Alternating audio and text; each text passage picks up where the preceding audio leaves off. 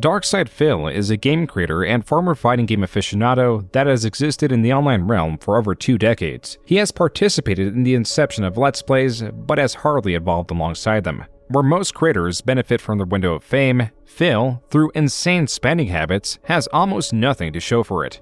It was only in 2020 that he filed for Chapter 7 bankruptcy, where the documents revealed his situation being even more insane than previously thought. Due to his off-putting nature in that he will belittle his audience members while simultaneously petitioning them for donations. I need the money to pay bills, and I need the money to do regular day-to-day shit. Lie about his finances and inaccurately portray criticisms against him, he has few allies left.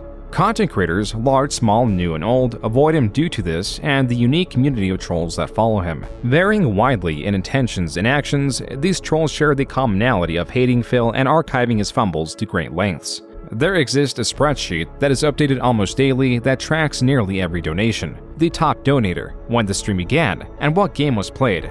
That's not all. There are several search engines designed to search his over 70,000 videos that even have options to show the trend of word usage. And of course, a forum with over 280,000 posts discussing him, not including side threads that would greatly inflate that number.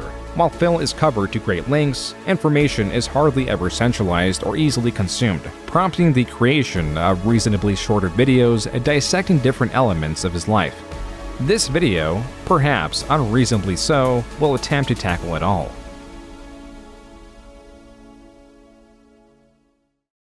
アメリカ太平洋岸の港湾都市サンフランシスコ。この地に日本チャンピオンが上陸した。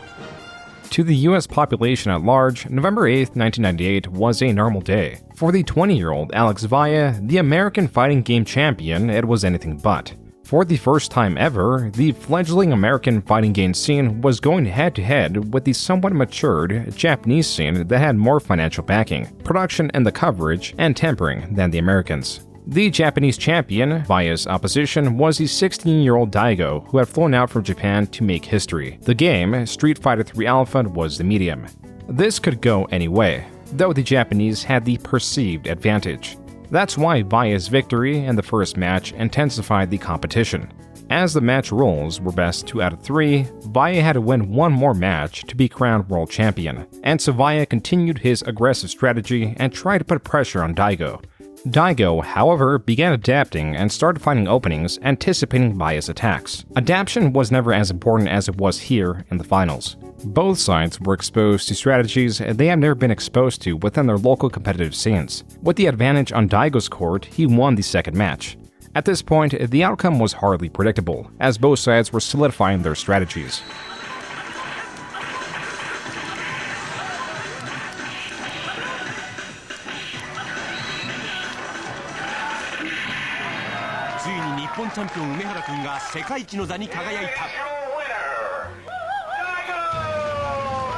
Daigo had won and become the world champion of the fighting game community, projecting Japan's strength and their competitors as fierce. It was historical moments such as these that emboldened new players to join the competitive environment that had only seen growth. Realistically, the only way one could compete is to join their local arcade scene, if they offered a competitive environment at all. While online play was non-existent, the internet did tend to the community by allowing a quick, cheap, accessible way to promote local or grand-scale events. One of these involved an 18-year-old Phil Burnell. Initially entering the online space with the alias Whoa Moses, he adapted other, short-lived nicknames such as Phil Throw Like Hell Burnell, labeled as such for his strategy of using the throw move in Marvel vs. Capcom competitions that was viewed as unbalanced. Quote, everybody said that my victory was so quote-unquote cheap, and that I had no skill, unquote. Regardless, Phil was performing well in his local gaming scene in Bridgeport, Connecticut. The next natural step was to attend ECC, or East Coast Championships, that hosted various fighting game competitions. Add to that, he said he would attempt to go. Phil had experience attained through many years spent visiting his local arcades, an experience that would otherwise be described as a fruitless pastime. The elitist nature and other unfavorable qualities that Phil was showing were more acceptable in these communities than they would be in others. And he did have that one thing that made him memorable, his aggression. Quote, "I see it every day in my town. These little fucking wimps who call themselves quote-unquote thugs and pretend they're quote-unquote tough mofos. Well, if I ever get into a fight with one of them, hand to hand, I guarantee you I'll be the one standing afterwards. And if they pull a gun on me, I hope they have pretty good aim, because if they don't hit me with the first shot, I'll have already punctured the windpipe and ended their life." Unquote.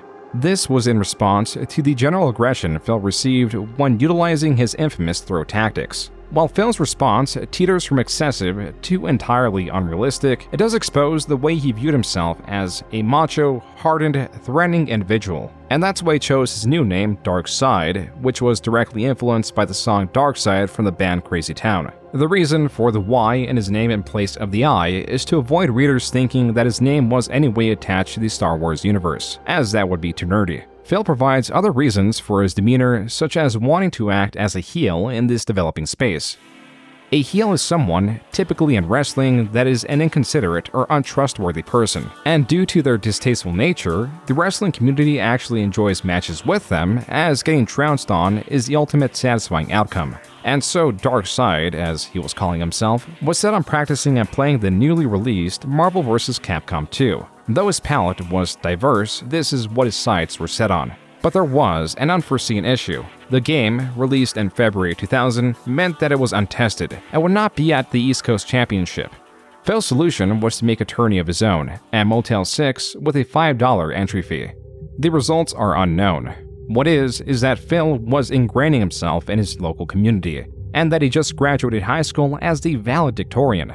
A valedictorian is the highest-ranking student of a school's graduating class. The bestowment of such a title opened doors of opportunity. Ivy League colleges were in his purview, but he wasn't in theirs. Yale rejected me, Harvard rejected me. There were 3 of them. I can't even remember what the third one was, but every Ivy League school that I applied to said, no. When you want to know why they rejected me, it's this simple. Because I'm a white male.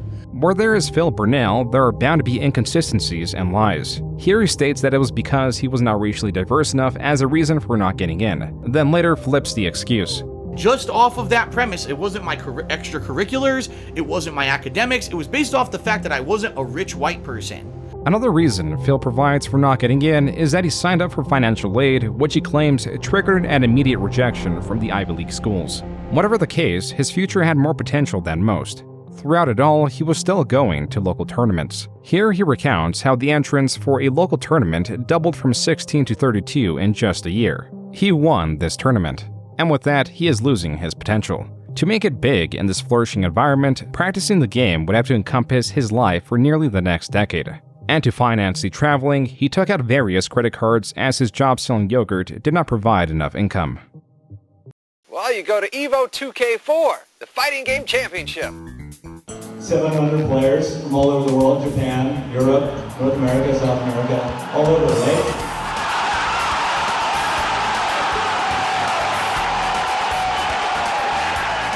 There's insane competition in the fighting game community, especially from Japan nowadays, and it's like a, you know, who cares about the Flash? You can leave the Flash there. Make sure the gameplay is solid. No more stupid additions.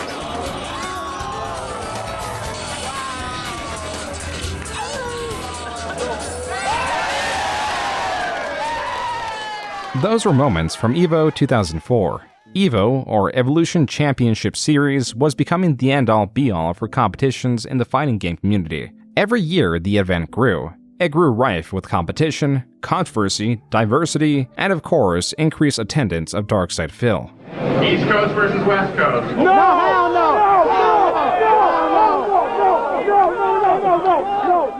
In this particular moment at EVO 2002, the infamous DarkSydePhil was selected as a sort of representative of the East Coast theater. Commentary from the people recording demonstrated how welcome he was. Phil, you are not East Coast, please.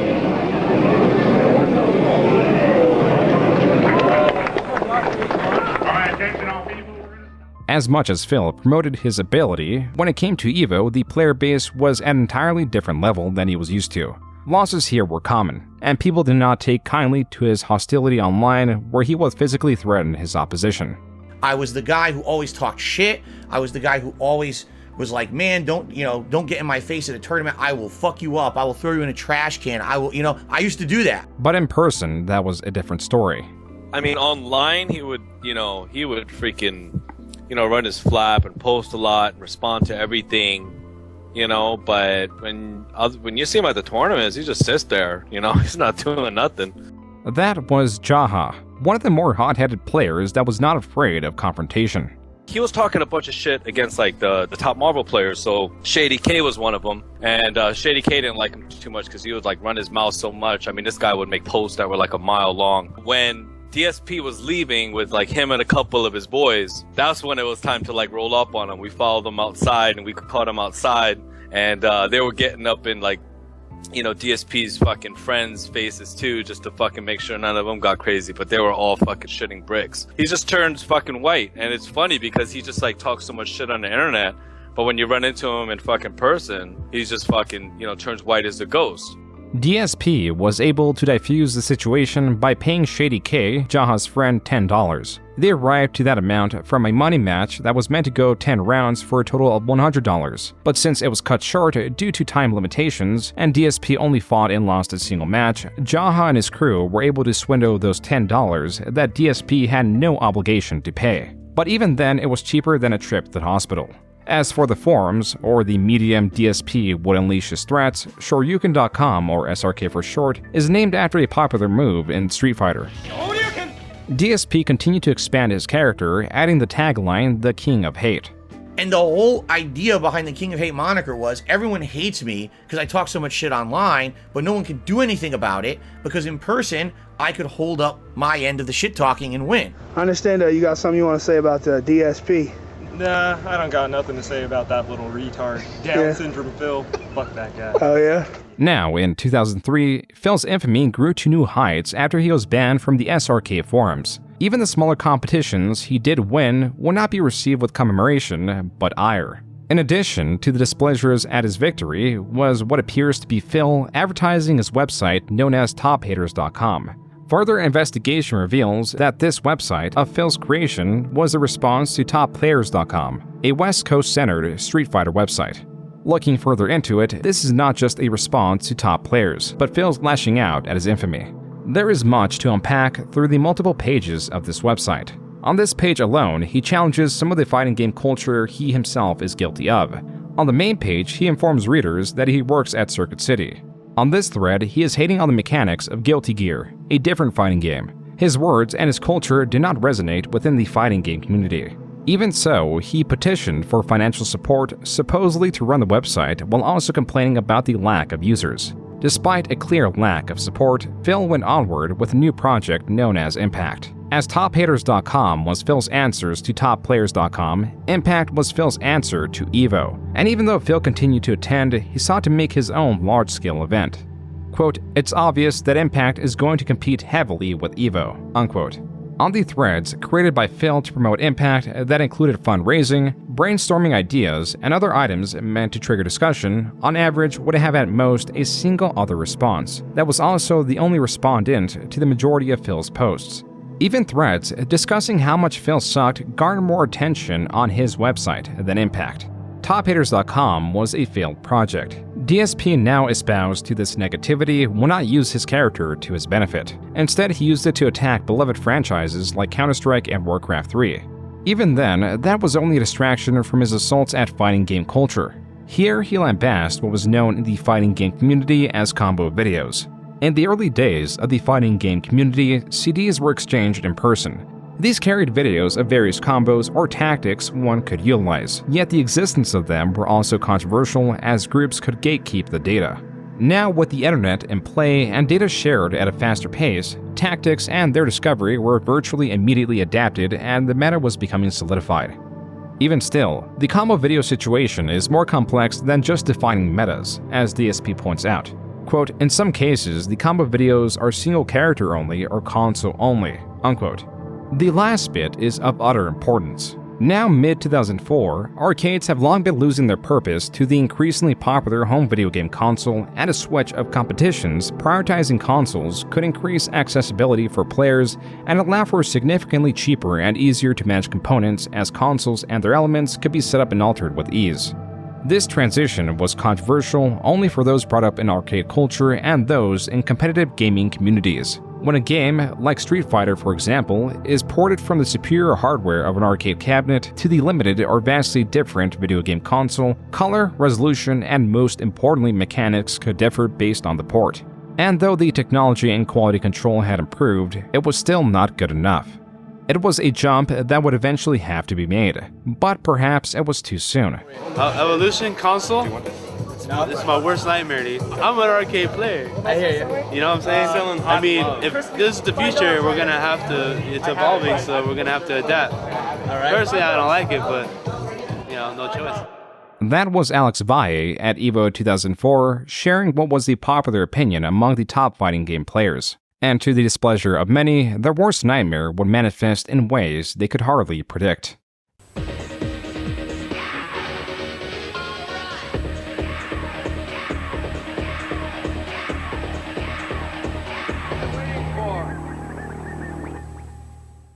EVO 2005 would live in infamy for its decision to use the PlayStation port of Street Fighter II Turbo and the outcome of the matches.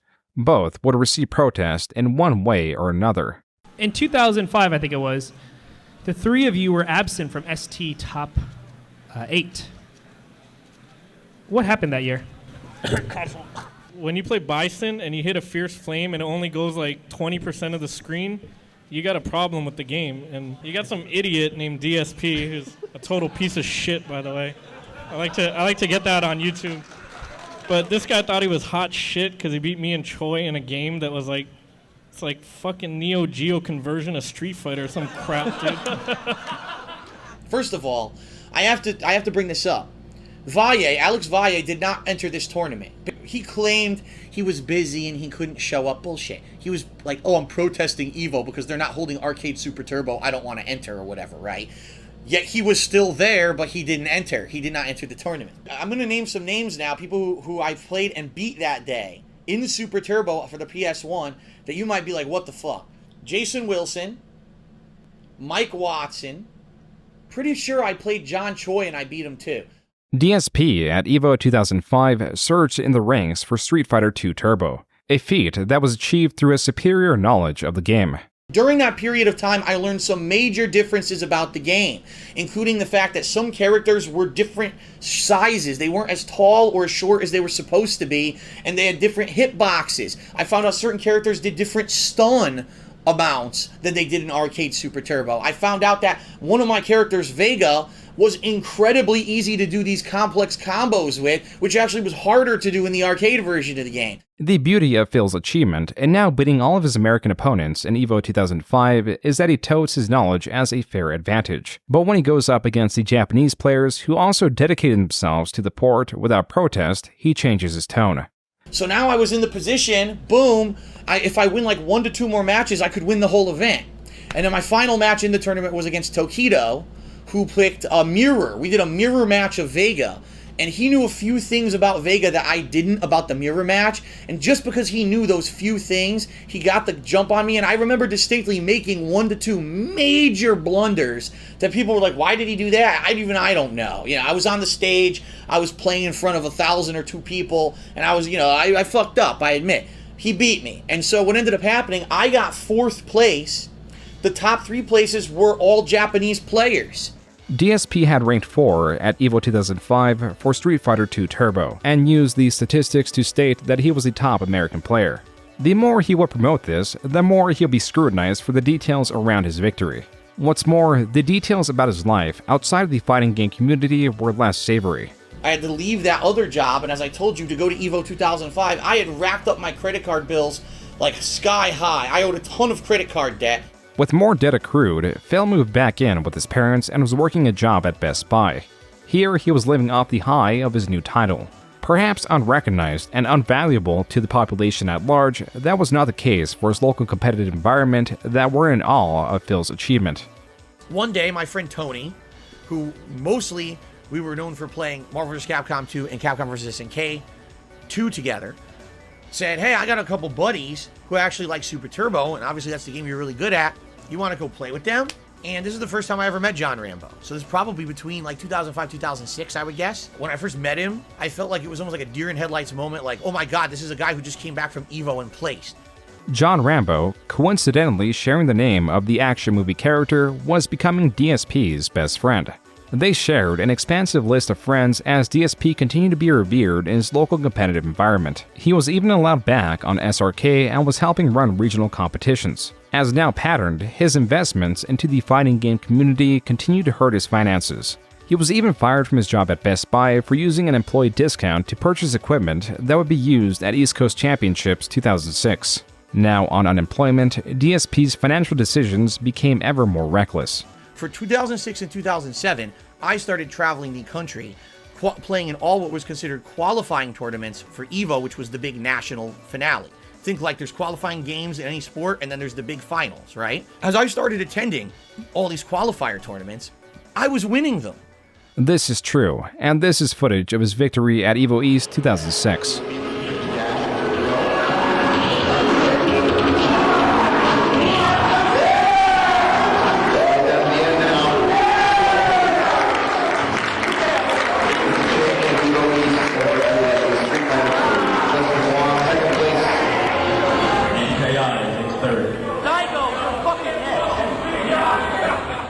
As neat as these victories were, traveling across the country when he already secured a high position in EVO meant that he was effectively wasting his money, as having more than one seat was pointless. Wow, Phil is now seeded to be in the finals at EVO like 7 times. We need to actually take people who he beat and put them into the spots, because we can't have a whole bracket that's just Phil playing. These victories inflated his ego beyond measure and created an even more aggressive Phil. First of all, you are fucking hypocrite, because you have no problem, you have no problem talking about my shit. I'm gonna whoop your fucking ass. Oh, really? You gonna whoop my fucking ass? Oh, I wanna see that shit. DSP continued to seek out a physical altercation, and in most cases, it led to nothing. Other times, he miscalculated and threatened someone who could reciprocate threats, reinforced by real experience. Viscount, a veteran of the fighting game community, was lambasted by DSP. Quote, so first Phil was like, okay, well you have to sign some document, because if I kill you, I don't want to be responsible. And I was like, whatever. Then there was an actual serious negotiation over who the ref was going to be. And I think we settled on Walter from Connecticut, but I don't remember this part either. Then there was an honest-to-God negotiation over weight, and that we were going to have to weigh in and everything. Again, I'm not making any of this up. As dumb as this sounds, this absolutely happened. So one day Phil IMs me on AIM and tries to back out. He was like, hey, so how about this? How about we pretend like we're going to fight, and then when a whole crowd is around us, we both do DX crotch chops to the crowd. It'll be such a goof. This really happened, and I'm just like, are you fucking kidding me? I honestly couldn't believe he was pulling this, and I was still mad about the whole thing and actually wanted to fight him. From that point on, there never really was any problem between him and I, unquote. When it came to real fights, backing out was typical of Phil. But when it came to Street Fighter, he was more confident than he'd ever been. Alright, we got the man of all hate, the one and only DSP. I call him Phil, because Phil's cool. Anyhow, Phil, how you feel about ST? I mean, for years these same guys are on top, and yes, I'm talking about John Choi, I'm talking about Alex Valle, playing ST, placing, okay, they're good. But to disrespect the people that got top 8 at Evolution, to make excuses because it's on console, it's ridiculous. There you go. You heard it from DSP. Straight from DSP. DSP, thank you.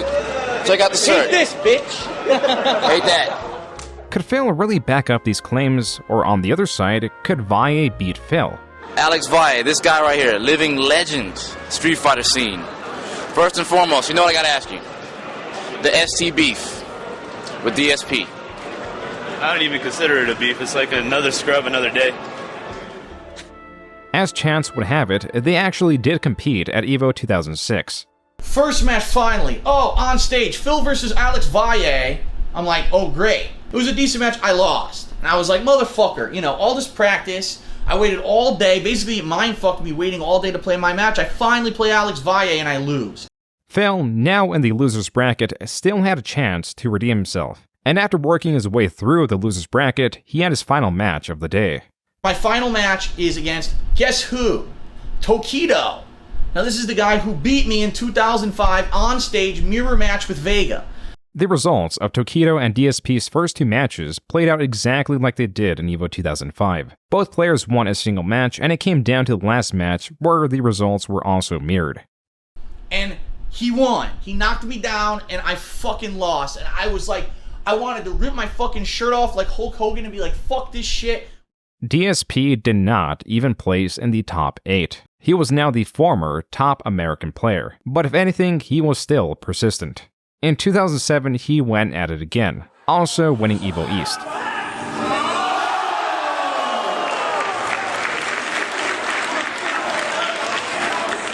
Even though, with his victory, DSP qualified to be seated higher at EVO, he still attended EVO West, which was held at Comic-Con.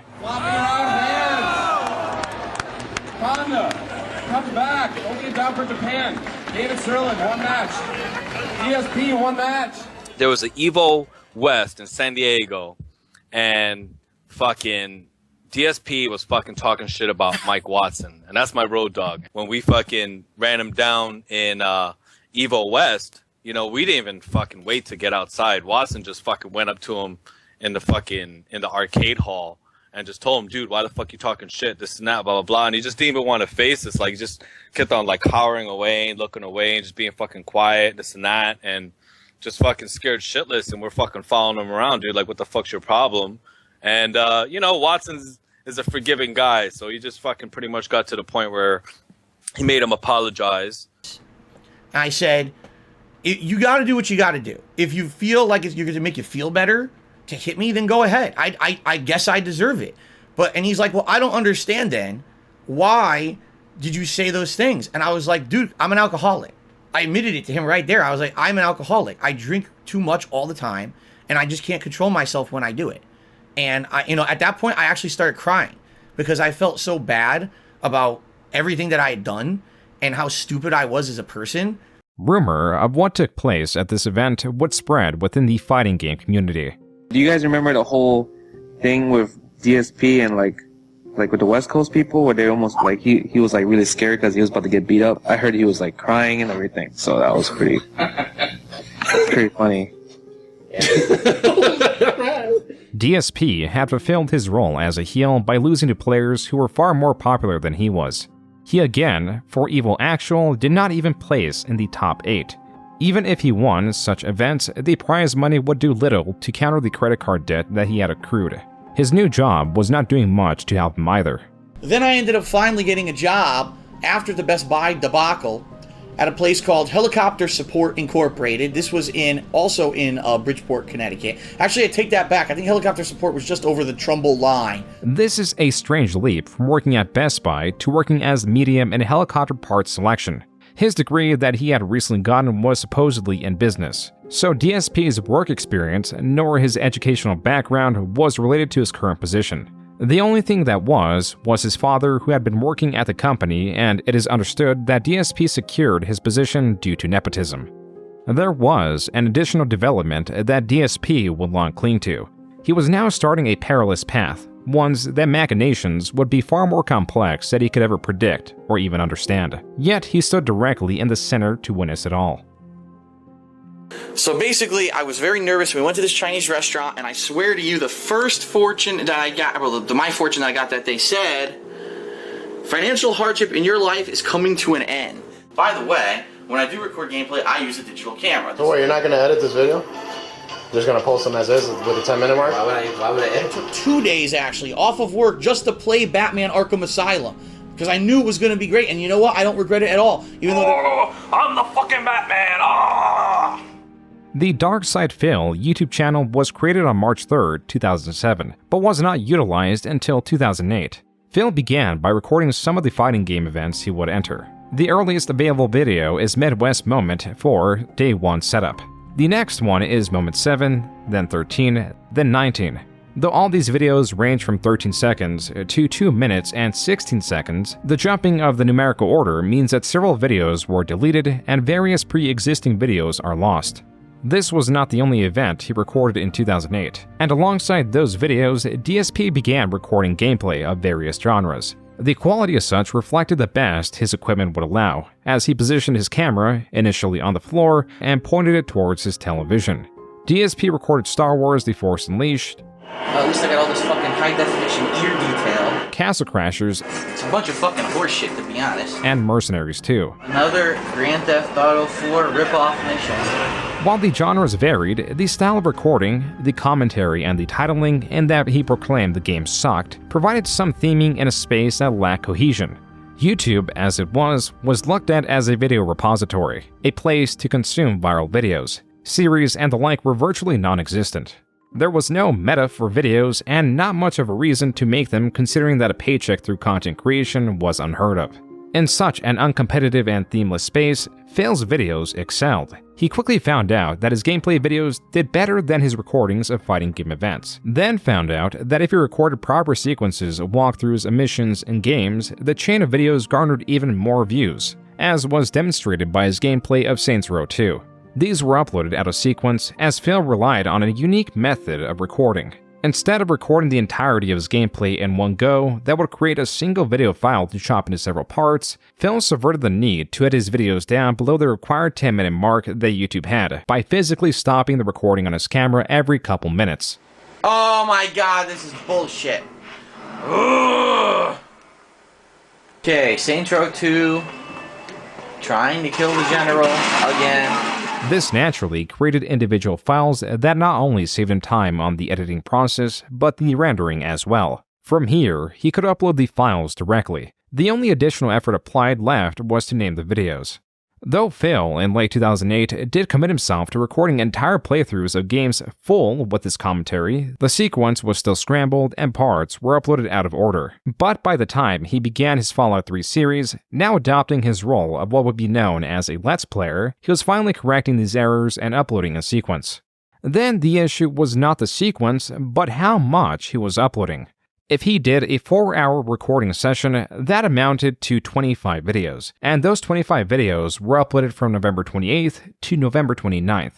That was 25 uploads in just 2 days. Phil, with some fluctuation, was spamming his uploads. By December 19th, even with his job in mind, he was up to part 137 of the Fallout Let's Play series. That was only a fraction of his 749 videos. This means Phil, at 1,400 subscribers, averaged around 2 subscribers per video. The comments were quite vocal with their exhaustion of the spam. Quote, "Stop spamming videos, they are not that good." Unquote. Some comments seem to just target Phil as a person. Quote, "Fucking you! You are a stupid man. Suck my lick." Unquote. Phil's commentary was colorful and could prompt these responses. Oh look. Blah blah blah, you cannot speak any English, you stupid. Blah blah blah. Okay, time for a save.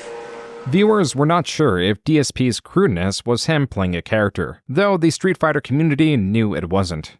DSP, stop recording, no one gives a shit. Play, you can't hold up a tournament. Where am I playing? You still haven't told me! Jesus Christ, man! Want me to run the fucking tournament for you? Taking form now in early 2009 was the basis of DSP. All the core elements were finally present, including the audience. From those few who were vocal about their dislike of DSP, DSP responded by comparing himself to Satan, and those who enjoyed his videos enough to donate to him. As seen in his description, he was now accepting PayPal donations for what he claims were games and equipment. Even now, in the channel comments, people were suggesting the use of direct capture via what is known as a capture card, and DSP did indeed spend that money, a lot of it too, on a more expensive, yet worse option. As you know, any donations that you send help me in the cost of games and equipment, especially this brand new HD camera. It cost me a pretty hefty sum, so. As these suggestions to how he could improve his videos poured in, Phil would go on and pour them out. This guy just wants to be my friend so he gets deleted. Why don't you use capture card instead of camera? I've already explained this 7,000 fucking times. It's because then I'd have to actually use a professional microphone, I'd have to record the voiceovers, I'd have to actually do video editing on every fucking video that I put up. Considering I put up like 30 a fucking day, unless you want to fucking stay home and do that while I'm at work, I don't think that's gonna happen. So shut your fucking face. That, as would be understood, was DSP's long-winded way of saying it was because he did not want to put forth the effort to learn the technology, making it seem over-complex to an audience that knew very little about video creation. From here on, he would label his videos as HD, inherent from the camera and not the game as people would be actually searching for. It is difficult to say how much DSP was making from these donations, but he was earning something and realized he could be making even more. Not from gameplay, as YouTube was afraid to monetize such content in fear that the copyright strikes from the game companies would doom the platform, but from vlogs, as YouTube recognized it was all original footage. This new channel, once more promoting his new camera's abilities, going as the King of Hate HD, shined a light on DSP's previously private life. There were videos of him making custom controllers with John Rambo and friends, sometimes videos of DSP and friends at a cookout, and sometimes the different competitions he would attend and not perform well in. It was clear that DSP had a vibrant social life. DSP was attending midnight releases, freely interacting with strangers, and now, because his vlogging channel was successfully accepted into the YouTube Partner Program, where he pressed what he assumed to be the advantage. Hello, what's going on? My name is Phil Brunell, but more commonly known as DarkSydePhil, or DSP for short on the internet, and in 2010 my channel actually ended up being in the top 30 most viewed comedians of all time on YouTube. And actually had over 100 million total channel views. At this point I started getting noticed by different companies, such as Machinima and other people contacting me. And at that point I really wasn't too interested in doing anything with it. I wasn't really sure, that it would ever translate into anything serious for me or any kind of a monetary gain for me. Combined with the money from his traditional job, he moved out of his parents' house into his own condo that he purchased for $131,000, leaving him to be a host for such events such as a pizza/gameplay party. Yeah.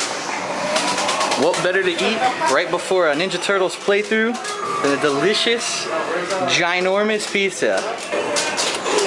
So why don't you stop playing Street Fighter 4 and come get pizza so we can play Turtles? John Rambo here, devouring his final slice. Hell, bugger, you fuckers.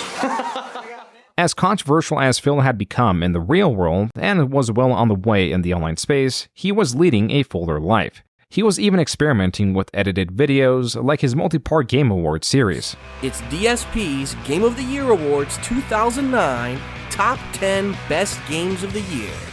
Not everything operated well in DSP's life. He was still heavily drinking even during Let's Plays. Follow me, Red. Don't attack those fucking rad scorpions, just follow me.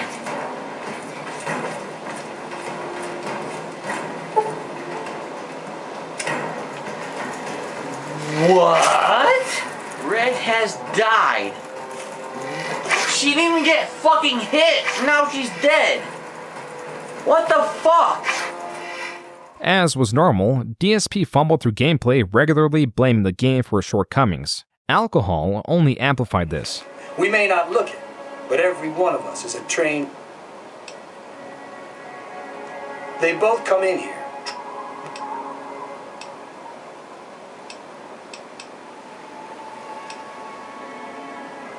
Hey! Get out of here! What the fuck you doing? A viewer may have missed it as Phil did through his rapid selection of the dialogue for the sake of progression. Phil unwittingly chose the option to threaten the NPC.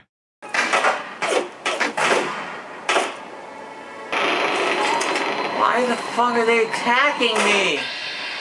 I don't get it. Why are they attacking me? I didn't want to kill them. Why did they attack me? There was a grotesque nature to Phil's Let's Plays and a rage that would turn physical. My Xbox locked up. Fucking does. Fuck it. Doing it. Damning fucking roundhouse. Wow. Shit fucking. The whole fucking doesn't kidding me. Fuck this stupid fucking mission. I'm fucking cooking fucking balls. A part of a successful creator is willingness to experiment, adapt, and improve. DSP had those elements, except he was so set in his immediate success, he disregarded improvement to increase what worked in excess. By early 2010, his Let's Plays and number of total videos soared. In just a little over a year, he had nearly 7,000 uploads on his main channel, with his total views at a gargantuan 70 million. That means he was averaging 10,000 views a video. And not in the least humble about these statistics. Quote, "I've been called fat, ignorant, stupid, scrub, loud, obnoxious, disrespectful, belligerent, inciting troll, asshole, worthless, but have also been called entertaining by 70 million people. You be the judge. I'll be banned by the time you read this." Unquote. This could be found on SRK, and if even possible, further soured Phil's image in the rest of the Street Fighter community. Look at him now. I mean, he's just... 20,000 idiots are subscribed to him. That's great. Congratulations. Congratulations with your YouTube channel, and hope you enjoy your life, bro. I mean, it's a great victory. PlayStation 1 Super Turbo Champion. You take that to your grave, bro. Good luck. DSP was making enemies that he had never met. In 2009, he had a small run-in with Rockstar and Take-Two that took down 2 of his videos, as was commonplace, as all of Phil's videos ran the risk of scrutiny by these companies. However, Take-Two took it upon themselves to actually put a cease and desist order against YouTube, stating that they were not allowed to put up any of my gameplay footage, in particular because I had the cutscenes of the game in my footage. And then, in 2010, what appeared to be Ubisoft also struck Phil's channel to a severe degree. By April, the strikes continued at such a pace that his main channel, DarkSydePhil, was taken down. After sharing the news, it came out that the strikes were illegitimate and were possibly sent out by a disgruntled viewer. With the strikes resolved and the channel restored, Phil saw it fit to celebrate his channel's resurrection.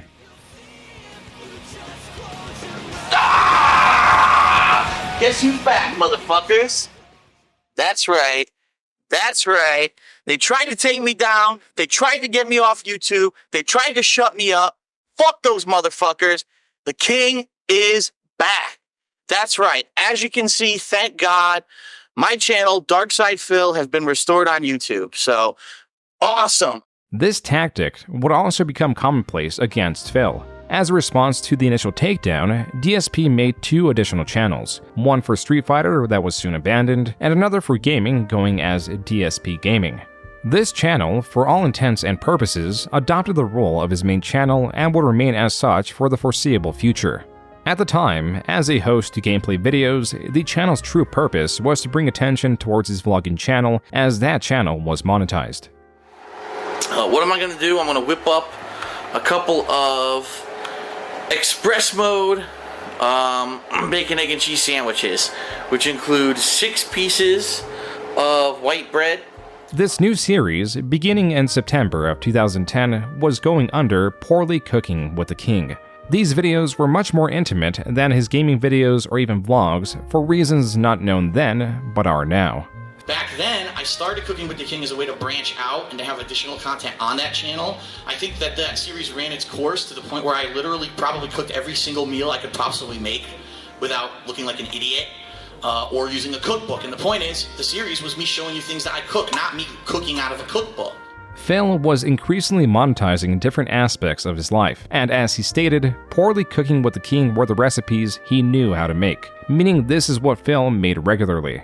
So what am I going to make? Today I'm going to make scrambled eggs, and I'm also going to make some sausage. So I'm going to whip together some burgers, the eggs, and the cheese. That's pretty much 3 basic ingredients, but you can add other things to this dish. Although in this episode, we're actually going to go a little bit more healthy than some of my previous recipes, simply because a lot of people have been complaining, and I guess it's time to show that I don't only eat, things that might be high in fat or high in cholesterol. For every 6 ounces of tuna, you should use a half a cup of mayonnaise and or Miracle Whip. Those were the following 4 Poorly Cooking with the King videos. Besides Phil's poor diet that would impact his life in somewhat ironic ways, viewers were exposed to cooking mishaps that were perplexing. Safest thing to do with bacon grease. Oh yeah! Hot fucking potatoes. Screwiness viewers could look at the clock in the stove frame, the layout of his house, etc. As for the rest of his videos, they were performing well, even if he did have a few hiccups or angry neighbors telling him to shut up along the way. Hey, shut up! If this was the only trouble DSP received, the rest of 2010 would have gone more smoothly. The key change that destabilized his world was him getting fired from his job. And what happened in this case, they did a reorg where they took me out of this department where I was doing all this great work, and they put me in a completely different department. The management there didn't give a fuck about me, and after 3 months they laid me off. Now, with more incentive to monetize his life, Phil launched a new series known as DSP Tries It. Because fast food, I'm going to tell you right now, when I do these for fast food, they're always going to have a low rating, because fast food usually is pretty bad. It's an odd combination of flavors, because the egg and all the meat are extremely salty. This series was initially food-based. Then he began reviewing his own merchandise.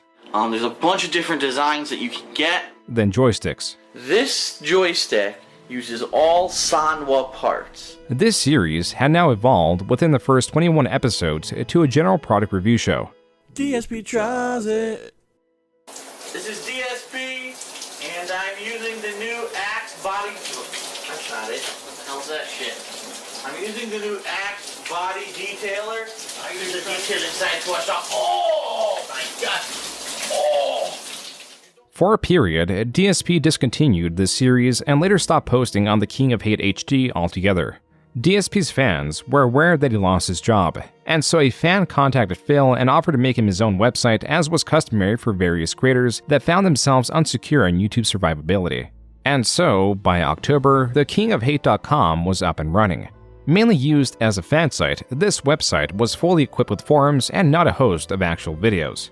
Fan input and support was at an all-time high. That's why in November, he made an exorbitant amount of money. That first month, I made $18,000. In the first half of December, Phil made another $13,000, though it is unclear if YouTube actually paid it out.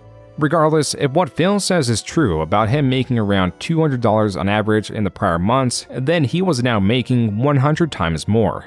This was unsustainable. Mid-December, I get a message from YouTube. Dear Mr. Burnell, we have detected invalid clicking activity on your videos. Therefore, as a result of said activity, we are suspending. We're not turning off, we're not completely removing, we are suspending your AdSense account. Phil claims that this increase in click activity was due to viewers feeling bad for him, not considering that the average person does not know how YouTubers make their money. This was mysterious by intention, done to avoid users clicking on ads for the sake of helping out their favorite creator. And if viewer support via DSP's instruction could staunch his income, what could viewer hostility do? This. I said, YouTube, with their AdSense program, literally tell everyone, don't talk to your fans about it. Don't tell them how AdSense works, because then you would incentivize them to do stuff and commit fraud. Basically, how much you guys participate with this channel, if you know what I mean. I'm not allowed to come out and just say, how you can do that, but anyone who's accustomed to YouTube and how the partner channels work, I'm sure you understand what I'm saying. That's where the fun comes from, so I just want to say thanks a lot to everyone. I hope to entertain you in the future. Please go to my partner channel, The King of Hate HD, and click on the ads that show up on the videos. DSP Cult Leader was a channel that represented a growing disdain for DSP. This channel was falling under the umbrella of detractor content, or those that at this moment believed DSP was not exactly truthful or transparent with his intentions. In late December of 2010, this channel was releasing various videos showing contradictions in DSP's words, like the reason he was suspended from the AdSense program, or just items that the uploader personally disagreed with. Additionally, though Phil positioned himself as tight with money, he was still able to purchase a few high-end collectibles here and there. The amount of statues and figurines were noticeably increasing. Perhaps it was because he felt secure, not in YouTube, but in Blip.tv. This was a website that was trying to compete with YouTube and was on the lookout for talent. DSP, a very large channel, was welcomed with open arms, and soon after joining was the second largest channel on Blip.tv, and was on an exclusive, superior contract. Here he uploaded gameplay and vlogging videos alike, while still uploading videos to YouTube as a fallback. That's how DSP entered 2011. His attention split between two competing websites. In January, a demo for the upcoming highly anticipated game, Dead Space 2, was released to help build up hype. DSP was among those that downloaded it and among the few to record it. Oh, he sounds fun. Then, he was the sole creator that made the most controversial video that was not even related to the already controversial gameplay.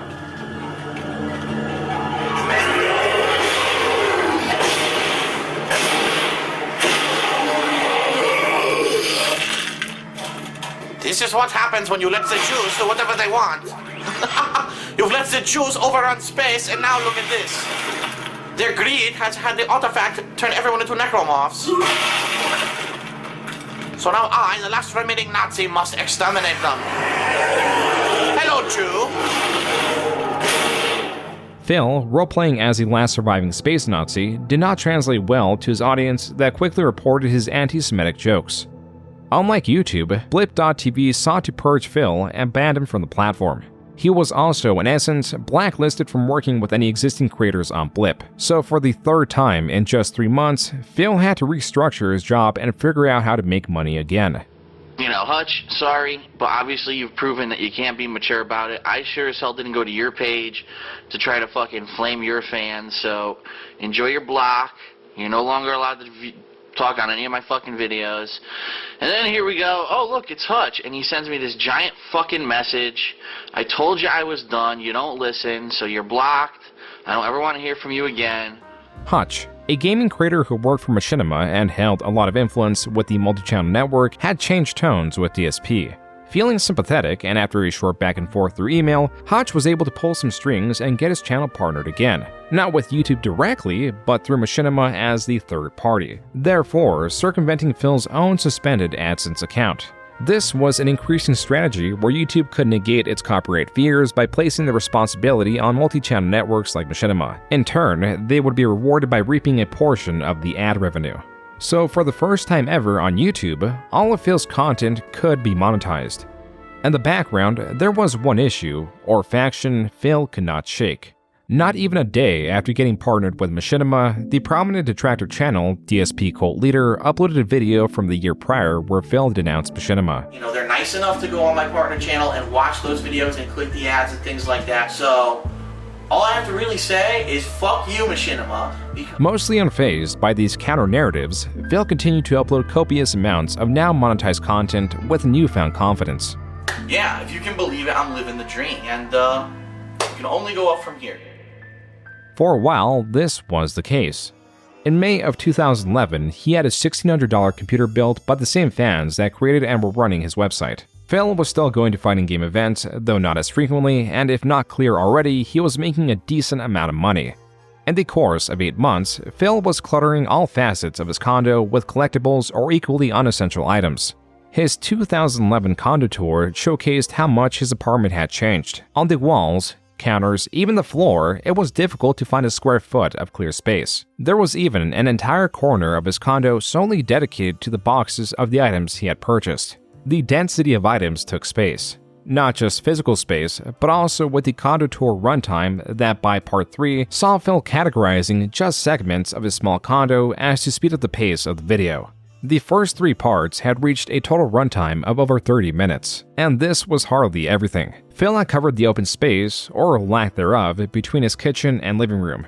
Left to review, besides the bathroom, was his bedroom that was similarly decorated with gamer memorabilia and other items Phil took interest in. This artwork is actually painted completely with her breasts, and it's custom artwork that she makes, and she does all kinds of different paintings and such. And I was actually thinking, this is so nice, it's so artistic looking, that if I do get an office next year, like I had talked about doing, that I may actually commission her to do a couple more paintings for the office. I thought that would be pretty cool. On that note, the only thing preventing Phil from stockpiling more was lack of space, which he sought to remedy. If I get more artwork, where's it really going to go? There's only a couple spots left that I've been looking, like a couple spots in the bedroom or whatever, but at this...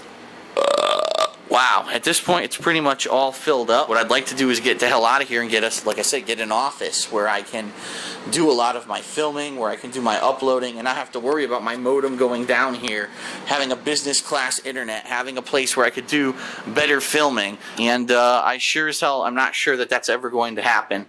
As much as he collected, there was a space he felt was consistently vacant. He was lacking a significant other. Quote, "Now for my favorite part of the story. My sweet waffle Philip. I met him in November 2011 online, YouTube actually, while he was and currently is making video game playthroughs. We're still going strong despite some hurdles. The biggest one is other people. We are a May-December romance. He is 11 years older, but it makes our bonds even stronger. He is so supportive of my crafty ways, even if he doesn't understand half of it. We're even planning and taking steps to opening our own online bath beauty business. But moving in together comes first, because he lives in Connecticut. Told you we have hurdles, but that's all for now. I'm sure everyone will get to know me well soon enough. I can't wait to learn and share and confide in what seems like such great people. Smiley face. Unquote. That was from a future post created by Leanna, or Panda Lee as she was going as online. Leanna met Phil through the now defunct YouTube message system as a fan, only for Phil to escalate the relationship by providing her with his more private email. By February of 2012, they had become a couple, and Phil saw it fit to introduce her to his audience on Valentine's Day. Hello everyone, DarkSydePhil here, and with me today is my beautiful girlfriend, Leanna, who also is known as Panda Lee on YouTube. Quote, special note, Panda Lee is not Asian. That is all, unquote. This was an annotation found on the video, a request likely by Panda Lee to avoid confusion of her race. It is likely her because she also made sure to clear this up in an interview held through a Twisted Metal lobby. Some guy on the reveal video commented that I look like an old Asian woman, so... Yeah, they're all immature. Don't pay attention to DSP fans. They're fucking idiots. A lot of them are fucking idiots. If they ever need a really awkward Asian-looking non-Asian chick... Yeah, I guess so. So what are your favorite games? I just want to know how many Asians have green eyes. That's what I want to know. I've never met an Asian with green eyes. Neither have I. So, yeah, I have green eyes. Very rare, so... What games do figured you that like? would give away that I'm not Asian. While Panda Lee was trying to convince Phil's audience that she is not Asian, Phil's audience was more curious about the 11-year age gap, with Phil being 29 years old and Panda Lee being 18. Rumors spread that they began dating when she was underage, but these are unsubstantiated and no evidence of such has ever been brought forward. That cannot be said about the rest of the criticisms surrounding Panda Lee, which there are many of. Okay, so a word to the wise, do not fucking get an apartment, like, ever. Just don't. I don't care what neighborhood you live in, it can be as white as anything. Don't fucking get an apartment, because you know why? You know why it's a white neighborhood? Because the white people live in the houses around it. The police is here. Yep, I called the police. You know why? Because 3 buildings away, I had all these windows and doors closed, but I could hear this Latin CD perfectly that if I knew Spanish enough, I could probably translate it for you. Panda Lee would sometimes do playthroughs with DSP and John Rambo. Still, DSP's best friend had a large catalog of playthroughs with Phil and was a favorite of the channel. Panda Lee, being a newcomer and with her being argumentative with Rambo, meant she was making a bad impression. I was just being difficult.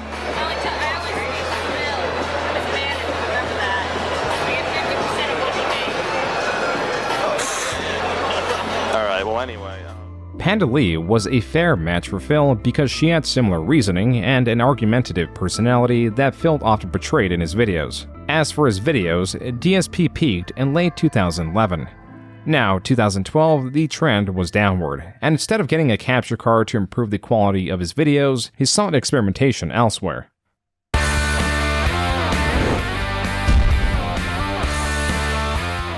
Project 7 was Phil and Friends' answer to the higher quality of videos found on YouTube. A summary of the plot is that Phil's gaming talent was stolen and that he has to travel through 7 gaming worlds to find and reclaim it. The stars were Phil, his best friend John Rambo, and their mutual friend Howard, which Phil claims was more so just John Rambo's friend.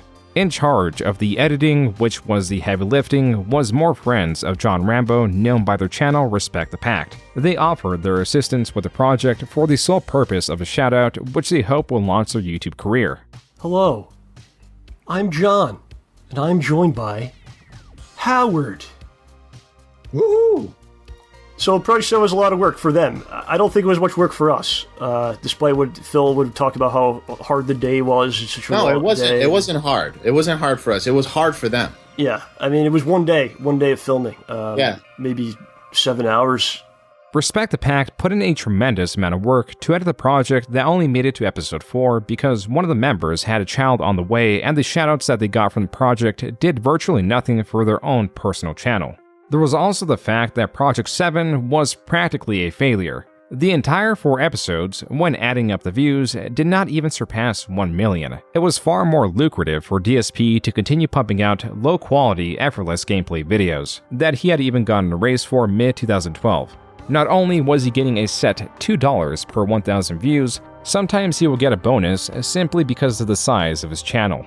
The rest of the crew still desired to continue making these, and John Rambo put forth the idea that if DSP offered Respect the Pact money, then they would have a reason to stay. Then you have a number, and then split it the 5 ways, and throw them the cash.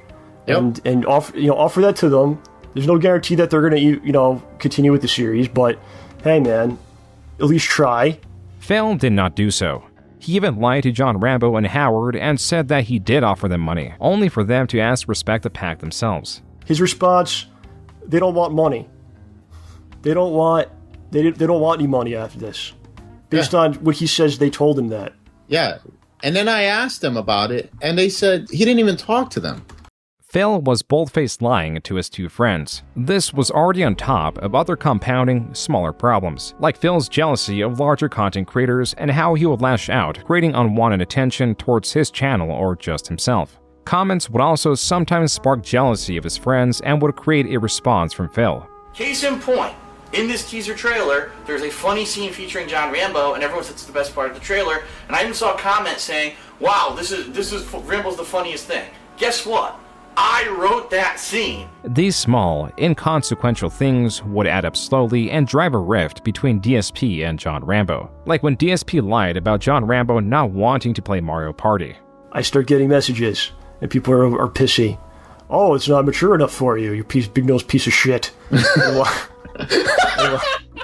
Everything eventually circles back. Phil at first would pay John Rambo 50% of all the earnings in the Let's Plays he was involved in, but as it becomes more difficult to calculate their earnings with DSP's expansive catalog of videos, instead he would just toss him $100 every time he visited.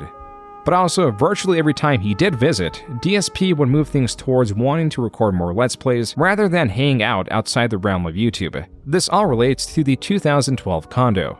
From these repeat visits, John and Howard noticed many changes that really just amounted to additions, like at least BMW. We start showing up to your house, and what do we see? The guy starts buying figurines, starts buying all this ridiculous shit that there's no need to buy. Then we show up to his house one day, and what does he have in the fucking driveway? A BMW. So how the fuck do you think I feel, and how do you think these guys feel after the fact? DSP was spending ever more frivolously. In contrast to his 2011 40-minute condo tour, this new condo tour took a total of 1 hour, 8 minutes, and 27 seconds. On the surfaces of his apartments, sans some of the walls and ceilings, it became a challenge to now find a square inch of clear space. There was even an update on the corner, now wall full of boxes and trash. It's now quickly become a graveyard of shit that I have nowhere to put, I have no use for, I can't store, I don't know what to do with it, alright? DSP had run out of storage for his baubles and memorabilia. I don't know, it's too much! Too much! And the problem is I have nowhere to put this shit. If I had somewhere to put it or sort it, I'd probably be able to see it, but it's all just a jumbled mess on top of my dresser. I need more room. His closet, even with items optimally stored, was overfilled.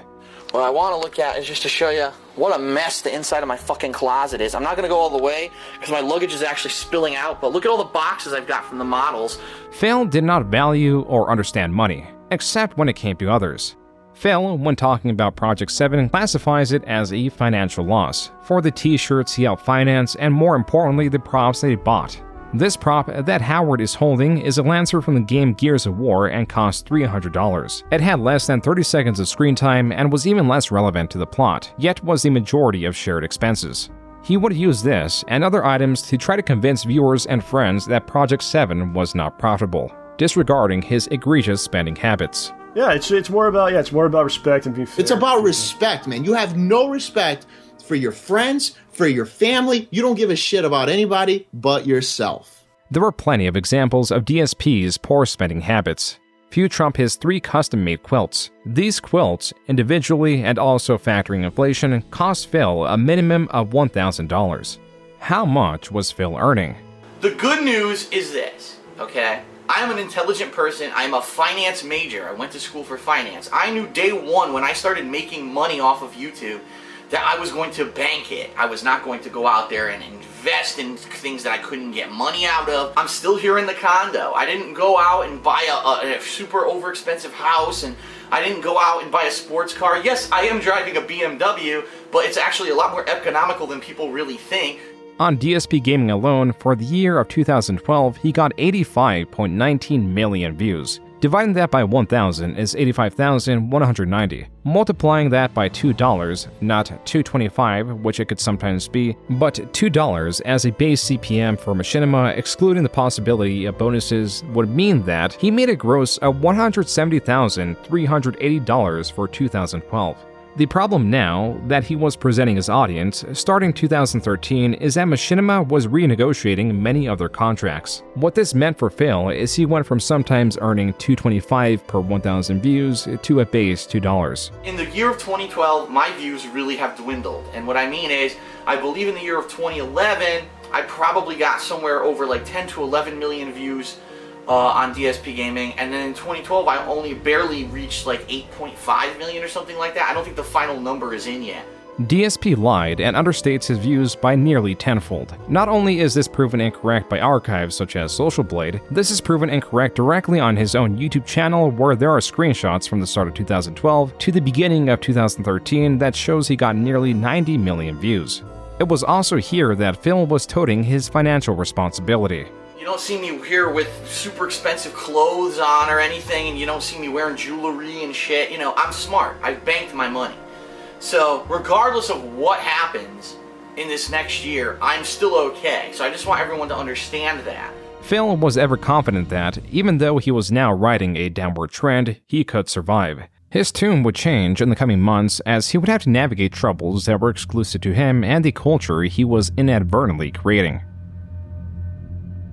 What could be the 2 reasons? There are 2 underlying reasons why he would have made this video. Come on!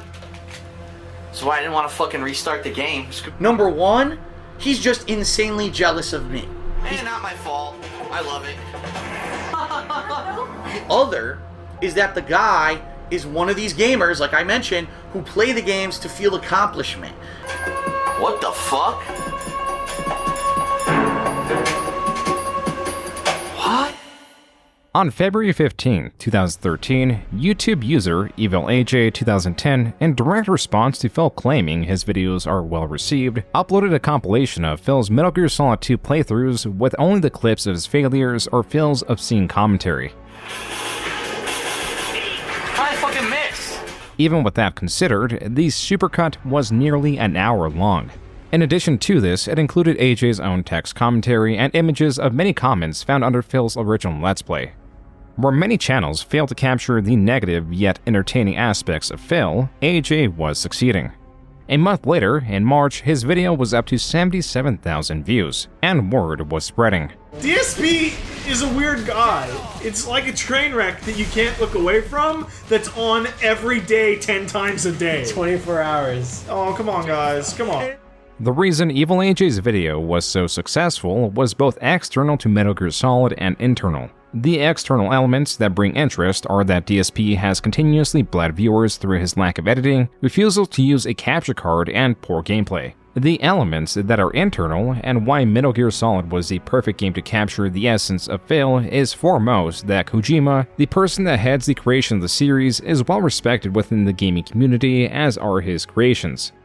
The Metal Gear Solid series chiefly requires critical thinking, as it is required to appropriately employ every item in your arsenal, as well as to react quickly in tense situations. It also requires patience to be able to learn enemy patrol patterns or learn from one's mistakes. Phil lacks severely in both of these fields and approached Metal Gear Solid 2 as an action game, brute forcing his way through situations that require nuanced approaches, all while criticizing Kojima. Kojima wants to make movies. Kojima does not want to make video games. He will really, you could tell, he wanted to make a bunch of long movies or miniseries of this stuff. Evil AJ, in April and July, will go on to release This Is How You Don't Play Metal Gear Solid 3 and Metal Gear Solid 1 respectively. This manifestation of dislike of Phil could not have come at a worse time for him. Not only were his views plummeting, unrelated to AJ, he was also desperate to staunch the loss of viewership to the point he finally caved in and began using a capture card. He also began live streaming, though he was still not editing his playthroughs and pushing out more videos than the average person cared to watch. Phil was still steeply behind on the curve, losing viewership to rising Let's Players.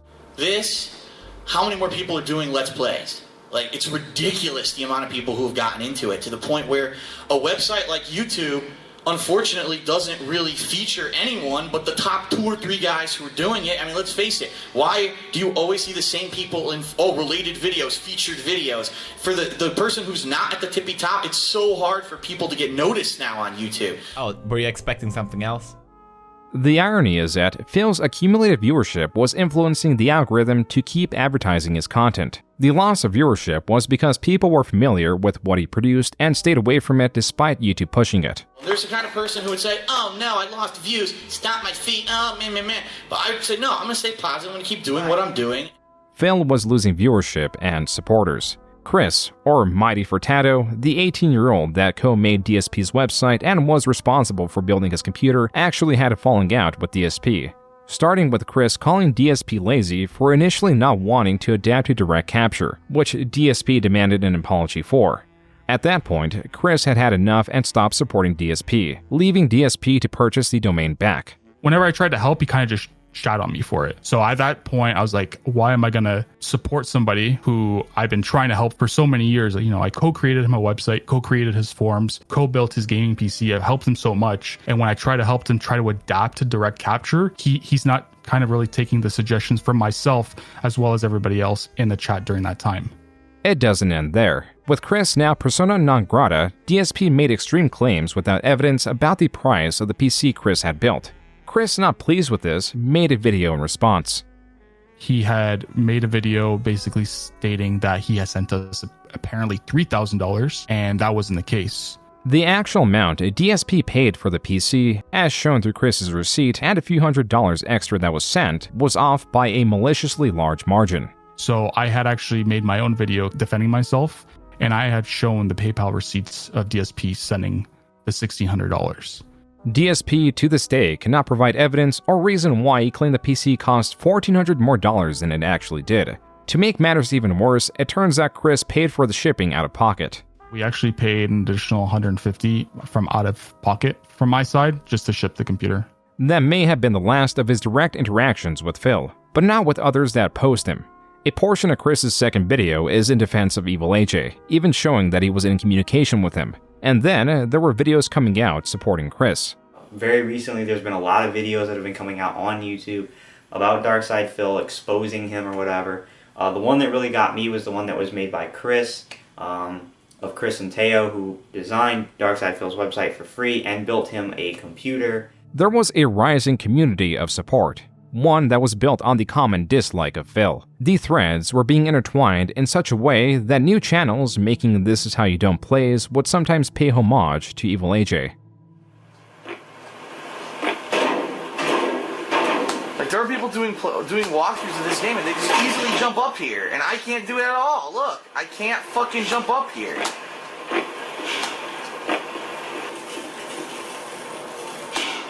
How are people able to jump up here? Look, I can't jump up here.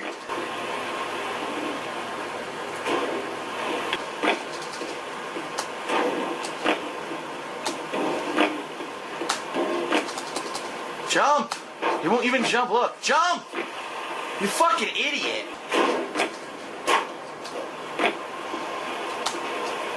Okay. Whew. Viewers were quickly realizing that DSP, with his near 4 years on YouTube, had a treasure trove of videos to sift through and inspire compilations or different forms of content. Whether it was Panda Lee's abrasive personality and dislike of the Kingdom Hearts series, I'm here trying to play a fucking game, it's hard to concentrate when a bunch of little immature shits get into a fucking argument with my girlfriend. Fuck you. A DSP soundboard, Cock-a-dookie bullshit, mumblefuck nonsense. or just DSP's giveaways that would sometimes just be empty video game cases. So to warn everyone, just to show you for full disclosure, no game. There was so much material dated by his pre-capture card era. Some of these videos were titled DSP Tries It as to try to dominate his own Tries It series on the search results.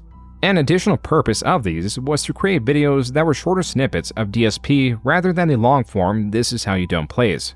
Some just criticized DSP's habits outside of games, like DSP Tries It, compulsive hoarding, and being a man-child. A video that covers Phil's newly released 2013 condo tour that shows just how much worse his living space has gotten. This is what has happened to my condo in the past year. I've gotten so much stuff that my condo just can't look at this. Look at this. Look at this. Look at the floor. Look at this. It's a fucking hideous mess. And I really wish that I had somewhere to put this shit, but I don't. Tied to this was the curiosity about DSP's expenditures. In 2013 alone, he took at least 4 trips. Every one of them, he paid for at least one additional person, whether it was John Rambo or Panda Lee, sometimes both. The reason this was becoming relevant was because of DSP's focus on his decline of views and earnings. His critics could be just as excessive with their own commentary. Have you been on DarkSydePhil's stream when he fucking flips out of people using adblock? About how you're it's like going into his house and robbing him and taking all his shit. They should find out where he lives and rob him. Like, actually go to his house. Man, you're taking my money! That's just like if you use adblock on one of my videos! But you know what would be great? You could really teach him a lesson if we went into his house and lynched him. 4chan was also in on this, creating green text that accompanied other memes.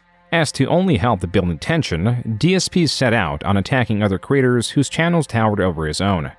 Holy shit, another YouTuber who's not a giant fucking Tobuscus PewDiePie idiot who loves gaming, is doing it for the love of gaming, and he's actually showing up in my fucking related channels. PewDiePie's channel had over 100 times the subscribers that Phil had, and there was no doubt that they shared viewers, so these comments assured that those viewers would not return to Phil. What's more is that Phil would talk about how big of a fan PewDiePie was of him. Yeah, that's right. PewDiePie has said he was inspired by me to make videos. He used to watch my content back when he had no money to buy games. He would watch me play the games. That's how he got the idea to make his content. PewDiePie did in fact like some of DSP's videos back in 2011, though as Phil's barrage continued, PewDiePie would have a change in opinion. As for now, the other leading channel that he was personally at odds with was DaButtHead, who launched his own gaming channel. On top of that, he promoted NCAA Football 2013, and his video on it was used as an advertisement for the game on YouTube. Phil, displeased with what he perceived as YouTube advertising his competitors, was quick to make a rant on it. And here's why I'm upset. I'm not upset that he's advertising the game. That's fine. It's even a gaming related ad. I understand why it's on my video.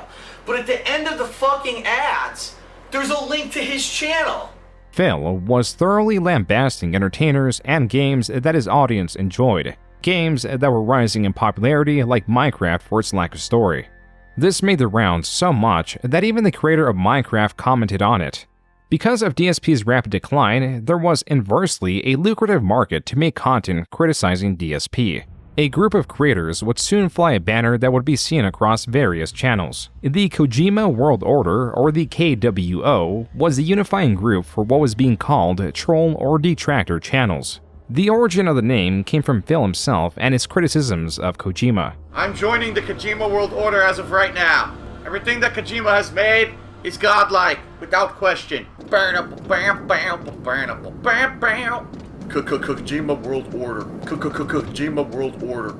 2013 ended far differently than it began. With DSP's views still on decline and a decline in how DSP was viewed, it made for Phil's worst year yet. And in 2014, the detractor videos and memes evolved rapidly. Phil could only add fuel to their fire. Okay, what is up everybody? DarkSydePhil here, and welcome to Release Day Unboxing for Tuesday, February 11th, 2014. And before everyone says what on earth is going on, you probably hear an incredibly annoying, high-pitched droning sound going on. That is the fire alarm in my condo facility. And the problem is, the fire alarm in this condo facility has a nasty habit of, during the middle of the winter, especially when it's very cold, of going off as a malfunction. That was from DSP's Release Day unboxing video. The first 3 minutes, Phil is talking about the ongoing fire alarm. Then he shifts to criticizing prior games. Then to the fire alarm, and then DSP picks up the camera, takes it to the door, and shows he stuffed paper towels in the slits to muffle some of the ongoing alarm. In the entire 14 minutes, DSP failed to open and quote-unquote unbox the game. This screenshot, which included DSP's comment realizing his mistake tied to the title of the video, is what DSP was now known for. Though few videos of his own rarely capture this entertainment from failure in such a way. What's up, boss? Is it time? As predictable as Phil was in the gaming space with his commentary, his decisions, especially the financial ones, were seldom predictable. Phil, mid-2014, finally committed to move. Some discernible reasons for a move were mainly tied to having a larger living space allowing for more storage, and would give Phil and Panda Lee their own space as they were seeking to move in together. Common strategies would suggest Phil would either sell or rent his condo and then move in somewhere close by. This would allow easy access to the condo for maintenance. The social elements are as important, like his friends and family that were all living in Bridgeport. With this in mind, what does Phil do? I got the confirmation over the weekend that we are good to go. We are closing this week. By the end of this week, I will be the owner of a beautiful new townhouse / condo in Washington State. It's probably going to cost me about $7,500. I shit you not, it's that expensive to move across the country. Phil had decided to move from Connecticut to quite literally across the country to Washington to purchase a condo for $265,000. What's more, for 2013, with Phil's viewership on his main channel, he had made just shy of $100,000 gross, a steep decline from the $170,000 gross in 2012. This indicates continued loss of revenue and pressure to pull back on spending. And even though Phil should have money saved up, he was still petitioning his audience for donations. Right now, I'll be honest with everyone, the past month to 2 months, April and now May, up to now have been pretty slow. But, you know, I needed a little bit of help in these times when things are slow, okay? The situation he was revealing was far more dire than initially thought. Phil was technically still in debt as he paid the minimum on his mortgage for his Connecticut condo, and as later revealed, Phil, as he claims, emptied his bank account to finance a move, meaning somehow the hundreds of thousands of dollars he should have saved were supposedly gone. In addition to this, he began using credit cards to continue his lavish lifestyle that was far beyond unsupportable. Quote, "I'm a successful YouTuber and lots of people dislike me because I'm successful and outspoken. I should have signed up here with a different name, but I didn't think that far ahead. I may do so now." Unquote. This was Phil in a forum for the mobile game WWE Supercard, which is essentially a collectible card game of sorts with an emphasis on microtransactions themed around the well-known American wrestling organization. Quote, "I just got my second in the Hulk Hogan challenge and spent around $200. For $1,200, I think, you can buy a pack of 1,500 title matches, which is enough to win the event doing straight +5s." Unquote. The jargon around the game was hardly interesting to any detractor. What was Phil's knowledge of the cost of items and his spendings of potentially thousands of real-life dollars in a time he supposedly did not have any money to spend. Yet, he was financing Panda Lee's new soap-making business. Phil also renewed the lease on a BMW that he would drive at most 2,000 miles a year. Evidence of Phil's poor spending had been mounting for some time, but never has it been this overwhelming. Once my equipment shows up, my new PC, I'm hoping to get to work with higher quality videos for you guys, so next week will be an interesting week to test it, right?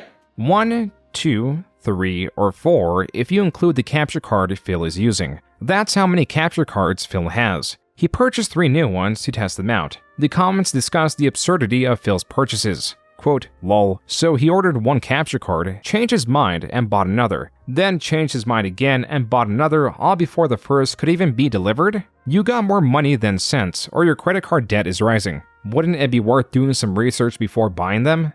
Dude, you could just figure this stuff out with a Google search. Lol." Unquote. What the comments miss is that Phil also bought a new, pre-built PC from CyberPower within the week of the capture card video, and did the unboxing live, taking his chance to mock the PC mighty Furtada built for him by stating, "This is how you do ship a PC."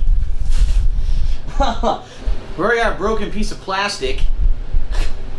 Already a broken piece of plastic. That might be why the top is moving. It's the post that goes through that holds this in place broke off in shipping.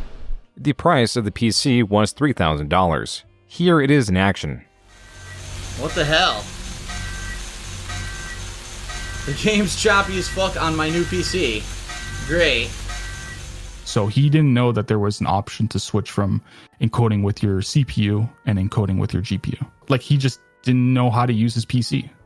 It freaking maxed it out. It went to 100%, so I cannot play a PC game on 1080p 60 frames per second and capture and stream at the same time. It doesn't work.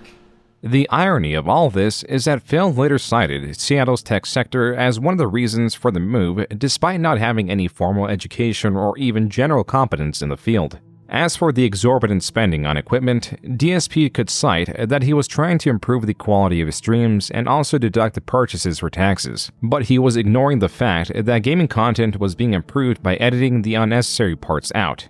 Phil was still refusing to do this. His cited reason: he was a gamer. Quote, "I'm a gamer, not a video editor, entertainer, actor. I like to play games, not edit videos of them." Unquote. His choice of trying to improve the visual quality and not the experience of his streams was turning around to bite him at every angle. In November of 2014, a Twitch mod jumped into Phil's streams requesting he lower his bitrate. This is basically asking him to lower the quality. While Phil complied, he was unhappy with the outcome, especially with all the money he invested in improving the visual quality. In an act of defiance, Phil deleted his Twitch account, opting to stream on YouTube where he would not be burdened with Twitch's limitations. This move, that was meant to increase viewership via higher quality streams, actually had Phil lose viewership, as few Twitch native users were loyal enough to migrate. Phil was now going from blunder to blunder, miscalculating, misunderstanding, failing only in ways he could. For example, he allegedly launched a fan art campaign. The participants on Twitter gleefully joined in and shared their art. Only they weren't fans. This contrast, this continued failure was too much to even be documented. There was a nuance to DSP's thought process that was demanding exploration and criticism, especially when, in December of 2014, Phil was playing with the idea of starting a Patreon. But also in December, he was making more vlogs showing his continued poor spending habits that were discourteous even to his parents that Phil set up in a hotel instead of having them stay in the condo. My parents are visiting for the Christmas week holiday, and they actually took the car. That's right, I let them take the BMW. So yeah, that's a lot of trust, but I trust my parents. They actually are staying at a hotel that's less than 10 minutes away. We got them up, we set them up at room and board. It's a nice hotel that has a big suite. It's got its own kitchen. Actively watching DSP, who was streaming around 6 times a week for several hours at a time, was no small feat. What started as laughing at Phil's terrible gameplay had turned into a higher investment into his continuing dramas. This Tumblr tries to capture the drama in 2014. From this magazine that states Phil whines about losing a lot, to Phil's spending and conflict with creators like PewDiePie, who was now in on making fun of Phil. Phil's e-begging, conflicts, forum drama, a list of over 2,000 words. The most shocking fact was that it was still missing a fair amount of Phil's exploits. To capture it all and understand it all for entertainment was a process that loses its entertainment value. The majority of people are only interested in the wildest clips of Phil. Then you have those that watch hour-long "This Is How You Don't" plays, then those that interact with Phil to try to get a rise from him and seek discussion of him. And then you have an entirely different people. One that tops the spectrum of investment and are not motivated by entertainment, but malice. The following announcement has been paid for by the SOK. Hello everyone and welcome to the SOK cast. If you guys want to introduce yourselves, I'd be more than What's happy going to. on, everybody? Fred Fucks again. And Superior Artist, or Superior Snorez. This is Renegade Operative here. Evil AJ 2010 here. That's okay. And Carson, right? Yeah, Miles. And we are going to be joined by Loophole572 shortly. That was the Sons of Kojima podcast. This channel rallied the prominent detractors of DSP. Fred Fox was at the helm, a name chosen through an angry video game nerd video. Fred Fox? There are many things that make this channel exceptionally unique. Primarily is that this is a dedicated channel that trumps all others in terms of effort. The members that ebb and flow always had Fred Fox pathing the way, creating multi-hour-long podcasts, and though they put in much effort, they were getting arguably the least amount of traction for their investment. Rarely do detractors get less views than Phil himself, but when it came to the SOK, rarely did any other videos ever outperform Phil. The reason was that they were at the highest tier of investment in terms of Phil. They reached an extremely niche audience in an already superbly niche environment. Where the majority of videos were made to laugh at Phil's failures, the Sons of Kojima was trying to interact with Phil and in many ways make his life worse. On the surface, they would promote what they believed was their moral superiority by leading a charity drive that funded the construction of a well in Africa. But they, mostly through Fred Fuck's will, attempted to dictate detractor communities beyond their own. They made the rule that detractors cannot monetize their channels and or make profit through Phil as to remain morally superior. Yet they, in the background, would work with others to strike Phil with illegitimate copyright strikes. Fan art played a central role in this campaign. In 2015, the Sons of Kojima ran free, and it's difficult to say how many trolling campaigns they were launching during this time. A time where Phil's views, for now the third year straight in 2015, were on a steep decline. The trolling community was active like never before, and Phil continued to suffer from the ramifications of his terrible financial decisions. Possibly to offset his continued losses, Phil was committed to launching this Patreon. But there was an issue. There was already a DarkSydePhil Patreon. This had many subscription tiers. On the lowest side was $1, or This Is How You Don't Donate tier. On the highest end was the 7 million tier, or the Theft tier. In between these were 15 more tiers, littered with inside jokes making fun of Phil. This parody Patreon, as it reserved the name DarkSydePhil, was sequestered, and in January, Phil launched his Patreon to mediocre success. In February, the number of patrons greatly rose to 74, paying out a total of $1,166. What influenced this surge was Phil redesigning his Patreon to center around milestones that, once hit, would guarantee the release of a video or a stream around a game, like Minecraft, that Phil had a change of heart with. Fans now understood that this was not so much a donation, but a guarantee, held by Patreon's milestone goals and Phil's own words. But it's not just a way of saying, here, take my money and thank you. It's a way of investing. You spoke in droves and said we don't just want pure raw gameplay anymore. We want montages. We want better edited content in addition to the raw gameplay, and we like special events. You get what you want.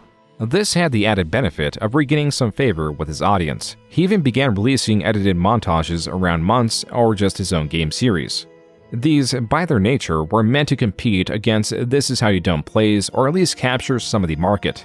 As they failed to compete with them or even just surpassed his raw gameplay videos, he reserved them to a Patreon tier.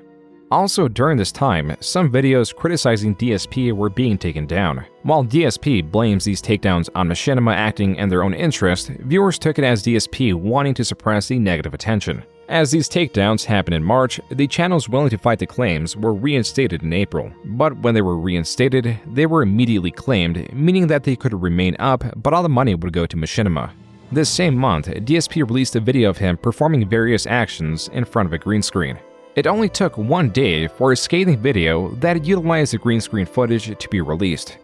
This included reference to Phil's decline in views, his alcoholism, and the copyright strikes applied to detractor channels. Additionally, Phil's diet of fast foods was coming back at him in full force. After all, current day, there is at least 17.5 hours of footage of Phil consuming fast foods or foods of similar quality. My foot is incredibly swollen. You cannot tell from what I wanted to show you there. It's about, I'd say about 1.5 times the chubbiness of my other foot. So after doing a bunch of research online and after what everyone's been telling me, it sounds to me like I might have gout.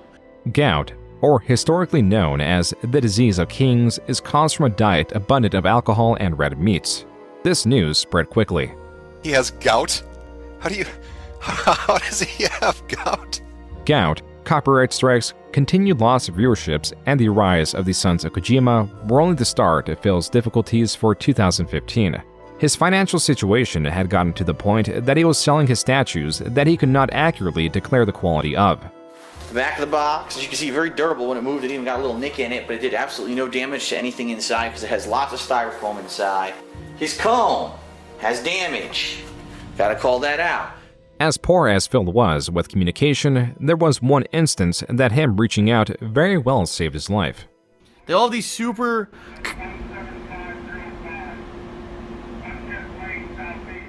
Uh-oh. Hold on. Hold on, everyone. I think I might have some cops outside. Hold on. In the afternoon of June 24, 2015, someone called Phil's local police department claiming they had shot their parents and had a hostage. This was a swatting and the police had to respond. Luckily, Phil had called ahead in fears that something like this would happen. Due to that, and because the caller did not identify themselves, they went in with the expectation that they were possibly not in danger. If not for these circumstances, this visit could have ended far worse. Shame on you if you've ever made a "this is how you don't play" about me, if you ever decided to follow me, make a clone account on Twitter, do this childish shit on YouTube, if you thought it was funny to dox me, if you thought it was the DDoS attacks were funny, you almost got me killed. You. Yes, you. This shifting of blame and unjustly targeting the detractor community as a whole for the deranged acts of one person further soured relations with the detractors, yet gained a bit of sympathy for those that were not in this vortex.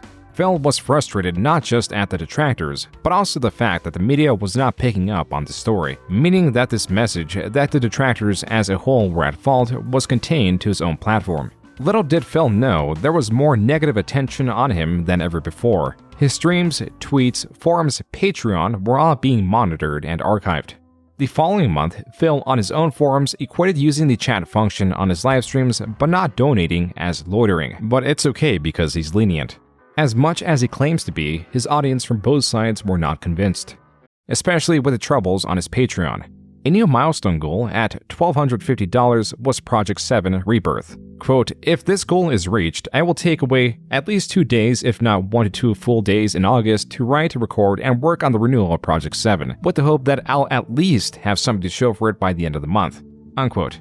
In no way, other than to drive Patreon donations, does this goal make sense. The original Project 7 was a failure by all aspects, and now Phil was here offering to relaunch the series with just 2 days of work. Likely due to this, viewers were asking John Rambo if he was playing a part in it. Coincidentally, John Rambo on his own channel released a skit perhaps related to the news. Hi, my name is John, and I'm special because I upload videos to the internet. But being so important does have its dark side. In fact, it means that my life is much more difficult than everyone else's. This is why I've opened a Pay Me Tons account. It's an internet website that allows people like me to receive lots of creativity from people like you. Simply log in and transfer the entirety of your bank account into my Pay Me Tons account. I won't even get out of bed for less than $50. With Phil's relation with John Rambo in disarray and no feasible way to relaunch Project 7, in August he announced the project would not be coming to fruition and would be replaced by another goal. Similarly, his Alan Wake montage that the patrons voted for would also be cancelled after a single episode. Oh, good. The power went out. I'm not even kidding you. Almost as if it was retaliatory, fan art that Phil used in his videos was being used to illegitimately strike his channels. To avoid further strikes, he deleted the videos that included the art, which amounted to 600 videos off his channel. This amounted to around 4 million views removed, and on Social Blade it showed that for the month of August he netted a total of negative 1.37 million views. That's why in November, he insisted that through a strange, unverifiable string of events, that this deletion of views was causing a drop-off in his channel. In this near 44-minute, long-winded video, Phil recounts to his audience that it was Machinima that instructed him to delete those 600 videos that caused a small dent in his total viewership, but does not provide evidence of Machinima doing so because he claims he was instructed via a conference call. Then he claims an anonymous insider told Phil that this subtraction of views brought him down in the invisible total rankings and that YouTube was still using that archaic system of promoting videos via their channel's total accumulated views. The only thing is that all existing evidence works against him. The strongest evidence is in his Social Blade. Contrary to what he is stating, he has had far worse drop-offs in views, and actually late 2015 were the most stable than they'd ever been. From November of 2011, he was losing over 1 million viewers on a daily basis. Yet now, in late 2015, he was worried about a small fluctuation of around 200,000 viewers. What's more, the deleted views against Phil's total views would have been so insignificant, it would have no effect on his channel. Then again, there is a benefit in framing this natural downward trend as an emergency. But when this shit happens with YouTube and I have no control over it, I need your help. And if you really want to help, Patreon's the way. $1 a month. This hardly helped his Patreon that was already being scrutinized due to his unfulfilling of initial goals, and more than just his patrons were distrusting of Phil. On Thanksgiving 2015, Phil uploaded an Ask the King episode where he answered fan questions. Fans seeking an update on John Rambo asked Phil where he stood with him. I hope that people don't take this the wrong way, but in life, if you have something that you want to say, or you have an issue with someone, all right, say it. Bring it up. Hash it out. If something happens and you don't bring it up and you let resentment build up, that's when relationships get ruined, right? Fans unsated with Phil's answer, like with the relaunch of Project 7, were reaching out to John Rambo on Thanksgiving to ask how he felt about Phil. 2 days later, on November 28th, they, including Phil, were given their answer. Hello, I'm John, and I'm joined by Howard. This was the same podcast that was used earlier in this video that talked about the production of Project 7. John Rambo decided to upload this to a separate channel and then deleted it about a day after. Then it was re-uploaded in perpetuity by channels archiving the material. And so in permanence was this about hour-and-a-half podcast of evidence where John Rambo details his falling out with Phil. From Phil unfollowing him on Twitter, to Phil drunkenly messaging him late at night while watching their Let's Plays and not calling him even though John Rambo said he preferred that over text. It was all this, plus other minute issues like merchandise both parties invested in, Phil's susceptibility to trolling, his self-destructive tendencies, and other private elements that caused his falling out. At the end, John Rambo offers an olive branch by stating that a phone call could fix this. But Phil never did call. And so Phil lost touch with the last friend he had. Not even a month later, now closing 2015, Machinima informed Phil that they would no longer honor the $2 CPM contract and would instead swap to paying him with the raw ads, which would further decrease his earning potential. Everything appeared to be working against him, and the idea that was meant to breathe life into his channel did not come. What did come was something else. What is up, everyone? Hello, and welcome. Oh, the camera's on. The camera's been on the whole time, huh? Phil attempted to dismiss what he was doing by saying he was doing quote-unquote various stuff like scratching his leg. The bombardment of memes and other media would not allow Phil to dismiss this so easily. It was already clear that he was pleasuring himself on stream and forgot to turn the camera off. Keemstar, the owner of Drama Alert, a trending drama channel at the time, quickly picked up the story. It was then that Phil came clean and admitted to what he was doing. After Drama Alert and the internet as a whole spread the news, DarkSydePhil would be known, above all else, for this. A new nickname was passed around as DSP would be known as The Guy. You didn't even know the camera was on. Every inch of my dick and balls, right? Because in theoretical conversation, when one introduces the subject of DarkSydePhil, the other participant would respond with, "Is that the guy that pleasured himself on stream?" Phil handled this remarkably well, making jokes about it and accepting his new identity in stride. You're absolutely right.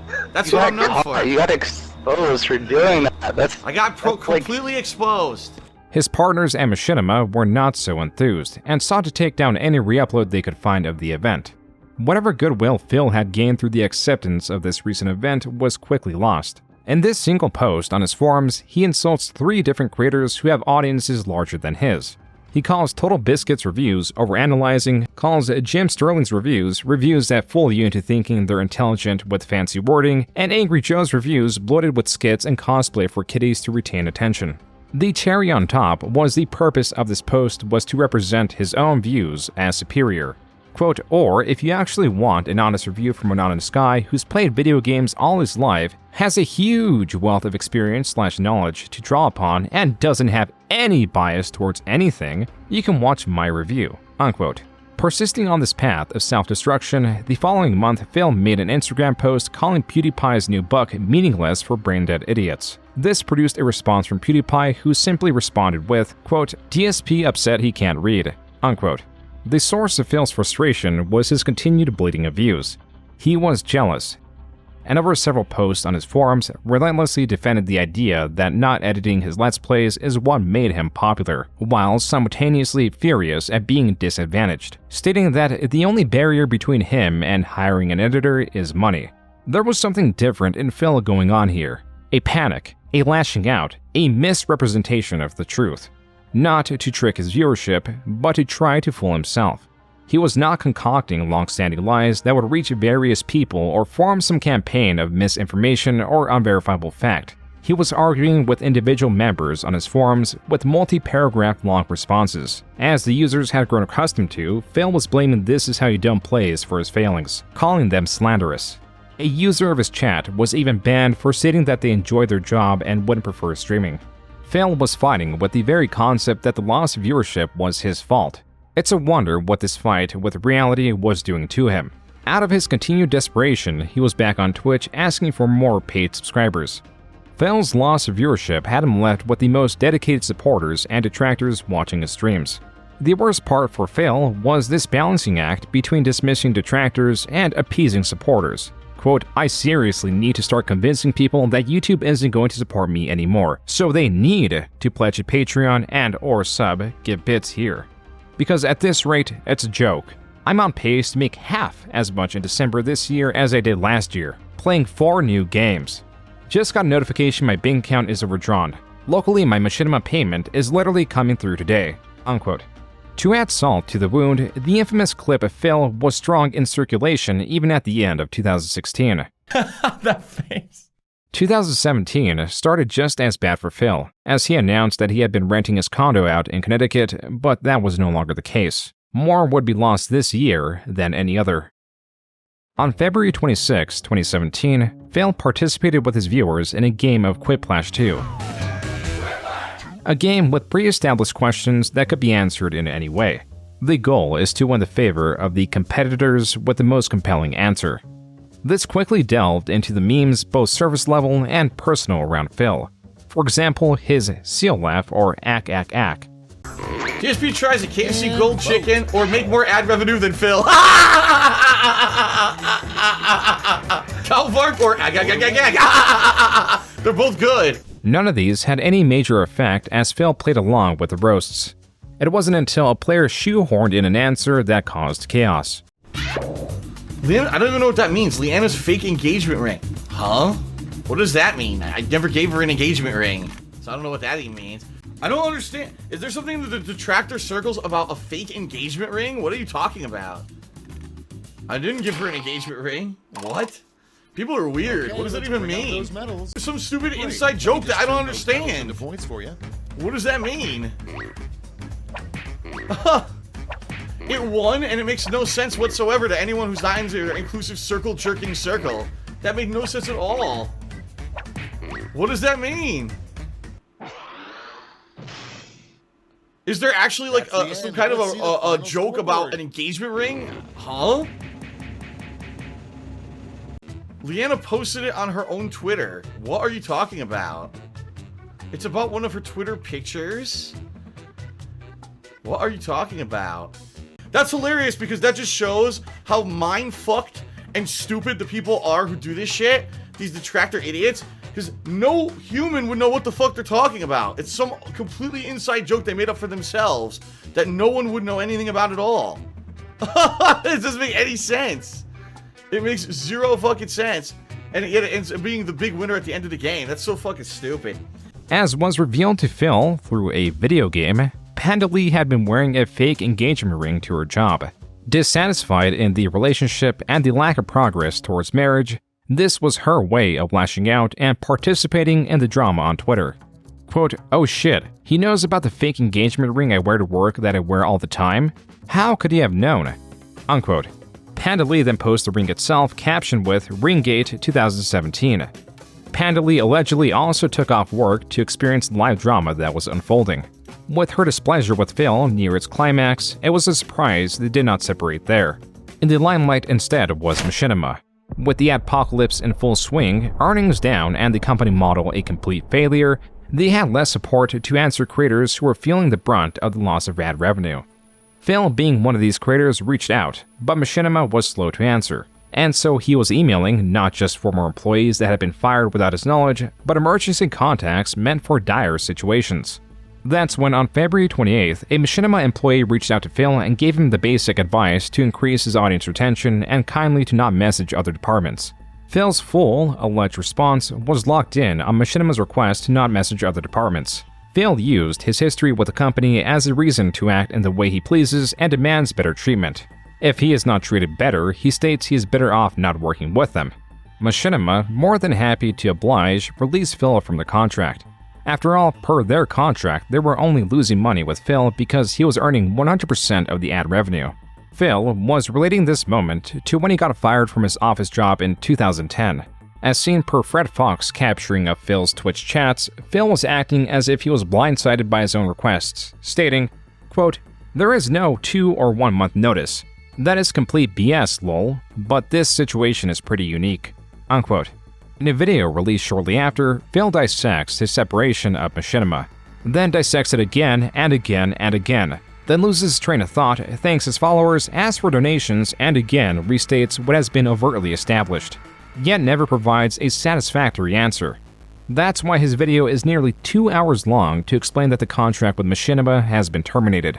And as per the description, quote, "I cannot give all the details, but in this video I explain what's going on," unquote. This is all beyond minutia. That besides Phil's uncreditableness or dishonest nature is why few would ever care for his side of the events. His long-windedness buries his own reasoning or retelling of events even further than his several uploads a day do. For any controversial moment, Phil is certain to extend what should be a clear and concise response into a multi-page long essay or hour-long video. It took about 10 days or so for Phil's channel to be fully released. And then, it took about an additional week for him to fight various content ID claims himself, as would normally be the responsibility of Machinima. Phil was quick to find a different multi-channel network to partner with. This time it was Curse. Unlike Machinima, who was trying to inflate the numbers, Curse did not give Phil a 100% cut of ad revenue, nor was he in a managed partnership. This means that they would not be responsible for his 30 or so content ID claims that he was getting a day on his 40,000 uploaded videos. The ongoing developments of 2017 were scarcely predictable. In April, Phil submitted to Panda Lee's request and per her Instagram post, were now engaged. The detractors' persistent monitoring allowed them to find the ring almost immediately. It was one that Panda Lee personally liked on her Black Currant account, which is the name of her soap-making business. Detractors, tracing this back to Amazon, found that Phil had spent on the lower end for this ring. A testament to his detractors' obsession and/or Phil's dwindling finances. By May, Phil had concluded a 2-month-long talk with a different network that introduced themselves as Pultavi. They offered Phil a cut similar to Curse and a managed partnership. And while he found Pultavi unprofessional in their exchanges, he found their offer to be too enticing to give up and severed his partnership with Curse, though Phil had made a grave mistake. Pultavi's unprofessional nature was foreboding, and they quickly turned around and disregarded the partnered element. With all this happening in the background, the sons of Kojima found out through Phil's channel's source page that he had a new partnership. Not with Curse or even Pultavi as Phil understood it.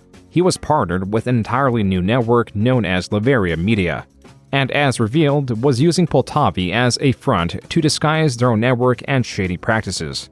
The CEO was found to be just a student at a university. Phil, understanding his mistake, sought to leave his new network.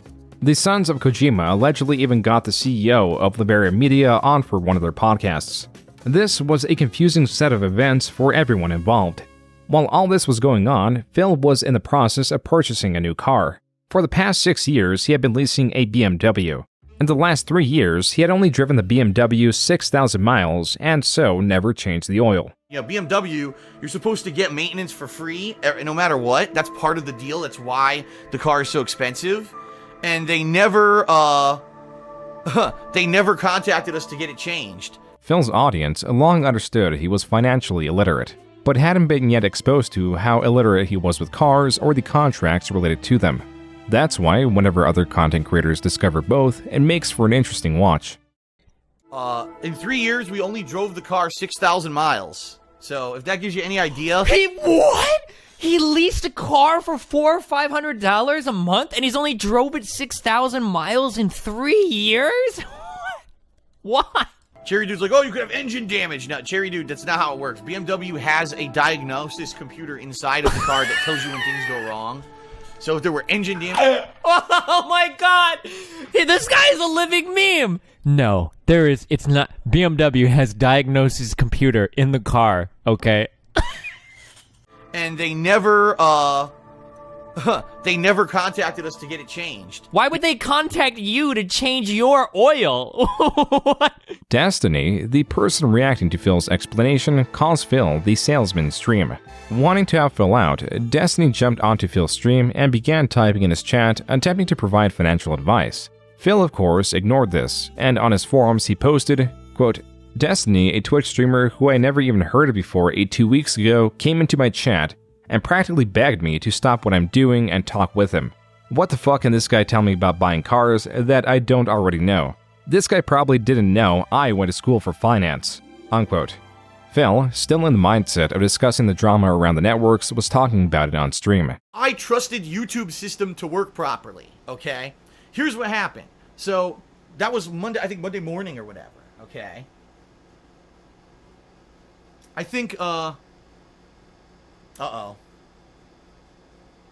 Hold on one second, everybody. I'll be right back. I'm getting an important phone call. Folks, I've got a family emergency. It came out of nowhere, and I have to deal with it now. So guess what? Sadly, the podcast has to end. I can't finish my story right now. Phil had received a call from Panda Lee's job. She had experienced an anxiety attack and was being driven to the hospital by paramedics. Phil then met her at the hospital after picking up her car. He found her in a sedated state, and after a 3-hour-long wait, they released her with no additional treatment. Frustrated at the lack of attentiveness, Phil said, So now she's zonked out, she's sleeping, in the room because of, everything. She's still on the pills made her all loopy or whatever. So, and we did, on the way home, I stopped and we got food. We grabbed like chicken sandwiches and we just ate them and now she's sleeping. So that's what happened. Unbelievable. Like, oh my God. The thing is, I know if this ever happens again, I'm going to tell them, you are not allowed to bring her to the hospital. No, you get no permission to fucking do it. You can't give her a pill. You want to give her a pill, and that's it, because you're just going to waste our time again. You didn't help us at all. To some, this looked like Phil was dismissing Panda Lee's issues or minimizing them, which is what he was now getting backlash for. What they didn't know is that Phil and Panda Lee had broken up some time before the anxiety attack, which is also a possible factor that may have induced it. He announced this at the end of May. Now, for the first time ever, Phil was in Washington in complete isolation. Mockingly, a few dating adverts were made to remedy his newfound loneliness. Then there was a song request. 89.7 KACC, we got a dedication in. These kids and their names, I swear. So, DarkSydePhil wants to dedicate a song to Panda Lee. He wants to dedicate Baby Come Back by Player. I don't know what to say, guys. Okay, so, anyway, here's Baby Come Back by Player, and they actually wanted me to say Baby Come Back, ack. I don't get it. I really don't get it with these kids. But yes, DarkSydePhil, here's your dedication to Panda Lee. In many ways, Phil was defeated, but he would not be Phil if he wasn't persistent in getting others to dislike him. On his Twitch chat, a place only the current viewers are meant to see, Phil, in jealousy of popular creator iJustine, typed, quote, iJustine is busy getting gangbanged by EA executive staff all weekend. The only fucking reason she was actually hired in the first place, lol, unquote. Prominent detractor accounts took this screenshot and were quick to not only spread it on Twitter, but also tag iJustine in it. To much surprise, iJustine responded, quote, why don't you stop spamming everyone? He clearly has issues, unquote. And Phil did have issues. For 10 years, Phil has had a dream job meant to provide a steady, easy income, while allowing one to work within their own set hours. Phil, on the other hand, had nothing to show for his near-decade-long residence. The stinking fact was he lost far more than he gained, and for a period he seemed starkly aware.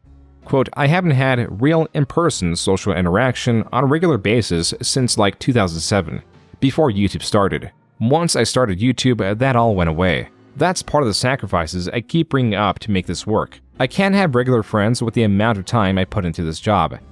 When I lived in CT, I had tons of money. As soon as I moved out here, poof, gone, unquote. It is clear that he regrets his move, but he cannot accept it is his fault. That's when people ask if he maintains social relationships. Quote, I talk to tons of people on a daily basis. A user then asks, I mean like relationships or friends outside of Twitch. Phil responds, I don't have time for in-person friends. I'm constantly working. You realize I haven't had a day off since my time off in July, right? This is my life, and has been for quite a long time before I moved out here. Then it got better for 3 years living with my ex. But now I'm back to square one, really." Unquote. As recoiled as Phil was, dealing with persistent copyright strikes and whatever else his life brought him, he clung onto whatever was left of his following. Typical in periods lacking interest, trolls are more likely to find entertainment from consuming one another. The reality of communities like the one that works against DSP is that they are far more nuanced that they lead on. From the outside looking in, the detractor community is powerful in coordinating their campaigns against Phil. In actuality, it is very divided. Some hate Phil, some just want to catch up periodically. The majority don't interact in any way. These differences create cyclical arguments, for example, those wanting no universal interaction with Phil. Some reasons may lie in entertainment, as Phil's passive failings tend to be the most entertaining. They could also just be aware that putting themselves out personally will lead to ridicule in a space that exploits any weakness. Or they simply feel sympathetic to his plight. On the other end, you'll have those that want interaction with Phil. These can be small by typing messages in his chat to get a reaction or requesting a song on the radio. That is the simple basis of trolling. The overall effects are minimal and hardly controversial.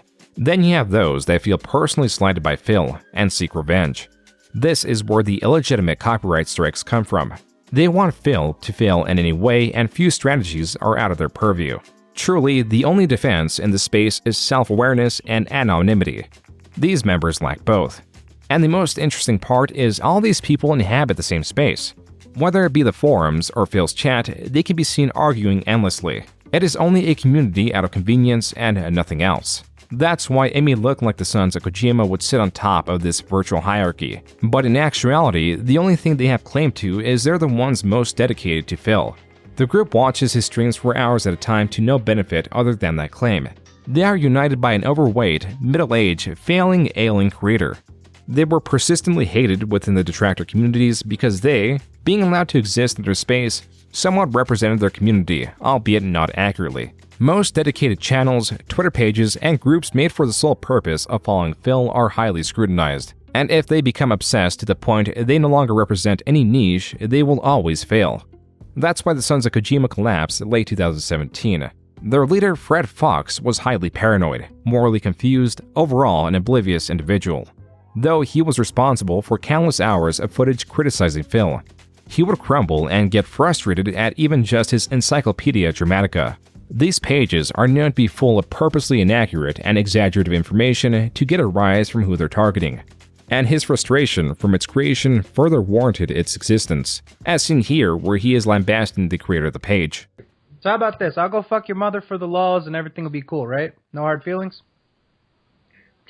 I guess There if you want there to you like go. twist, For the laws. if you just want to twist my logic into black and white, there, sure. No, I mean, that's what you're saying. You're saying you could do something if it's just for the laws. Nobody's supposed to get mad or offended. It's just the laws. That's not what The I'm law. saying. I'm saying you shouldn't take fucking Encyclopedia page Dramatica seriously. There are also times when they invited Mr. Medicare on, a creator well known for his banter. Okay, how much money would it take, this is for all of you, for one of you to suck Phil's cock? What is the donation amount that would be required for you to get on your knees and orally pleasure Phil? Whoever asked that, fuck you. That means he's considering a number. You went silent because you. I'm not gonna answer because I'm not interested in that. That's fucked up. So you're telling me you're not going to suck a dick for $10 million? No. Really? You wouldn't suck a dick? You wouldn't get on your knees and slurp up some man mayonnaise for $10 million fucking dollary dues? I don't want to lose my dignity. Who gives a shit about dignity? You got $10 million in the bank. You can make people forget with the money. You can black hole that shit on the internet. Does the thought of Phil gently rubbing your hair as he comes in your mouth, does that bother you that much? What the fuck? It's just, Jesus. it's just so wrong on so many levels. Well, there you go. They refused to answer. But if you notice, when I asked that question, they all went silent because they were thinking of a number. Every one of them was thinking of a number.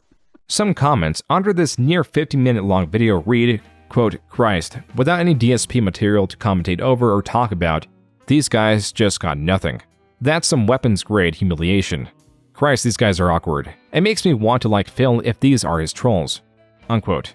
On Kiwi Farms, there is a tremendous amount of information, detailing Fred's paranoia, his coordinated attacks at former and current members, his group's campaign of copyright striking DSP via fan art, and his attempts to regulate the community besides deciding what is and isn't allowed to be monetized on the basis of moral superiority over Phil. His antics and strange history are also entertaining. That was another reason why he was exposed and why there are over 2,000 posts discussing him. What mattered to Phil was that his most persistent detractor group was no more. And on September 2017, he released a twitlonger about it. It is here that Phil revealed that Panda Lee's father was swatted in the past. This to him made it clear that no one in proximity to him was safe. This is the reason why he claims to have skipped Panda Lee's brother's wedding. Quote, what did the SOK do? Well, first, they decided to find out the address and date of the wedding. Yes, that's entirely true. They're so fucking sick that they, on their own and without my mentioning it for months, researched and found the event, and then spread that info all over the internet. They then decided to spin it that the reason we weren't attending was because I had to force Leanna to skip it so I can stay home and play Fallout 4 to make money. They actually accused me of keeping her at home forcefully. It couldn't have been further from the truth. It was the crippling fear that the SOK themselves, who found the damn date and address of the wedding, would have swatted the wedding. That made us stay home. So not only were they the reason we missed the wedding, they then turned their own vile actions into a way to make us look bad after the fact. It's mind-numbing, isn't it? Unquote. After the fall of the Sons of Kojima, there was a rise in more passive trolling. On Phil's forums, there was a crop-up of clear catfishes that had all miraculously turned 18 years old at the time.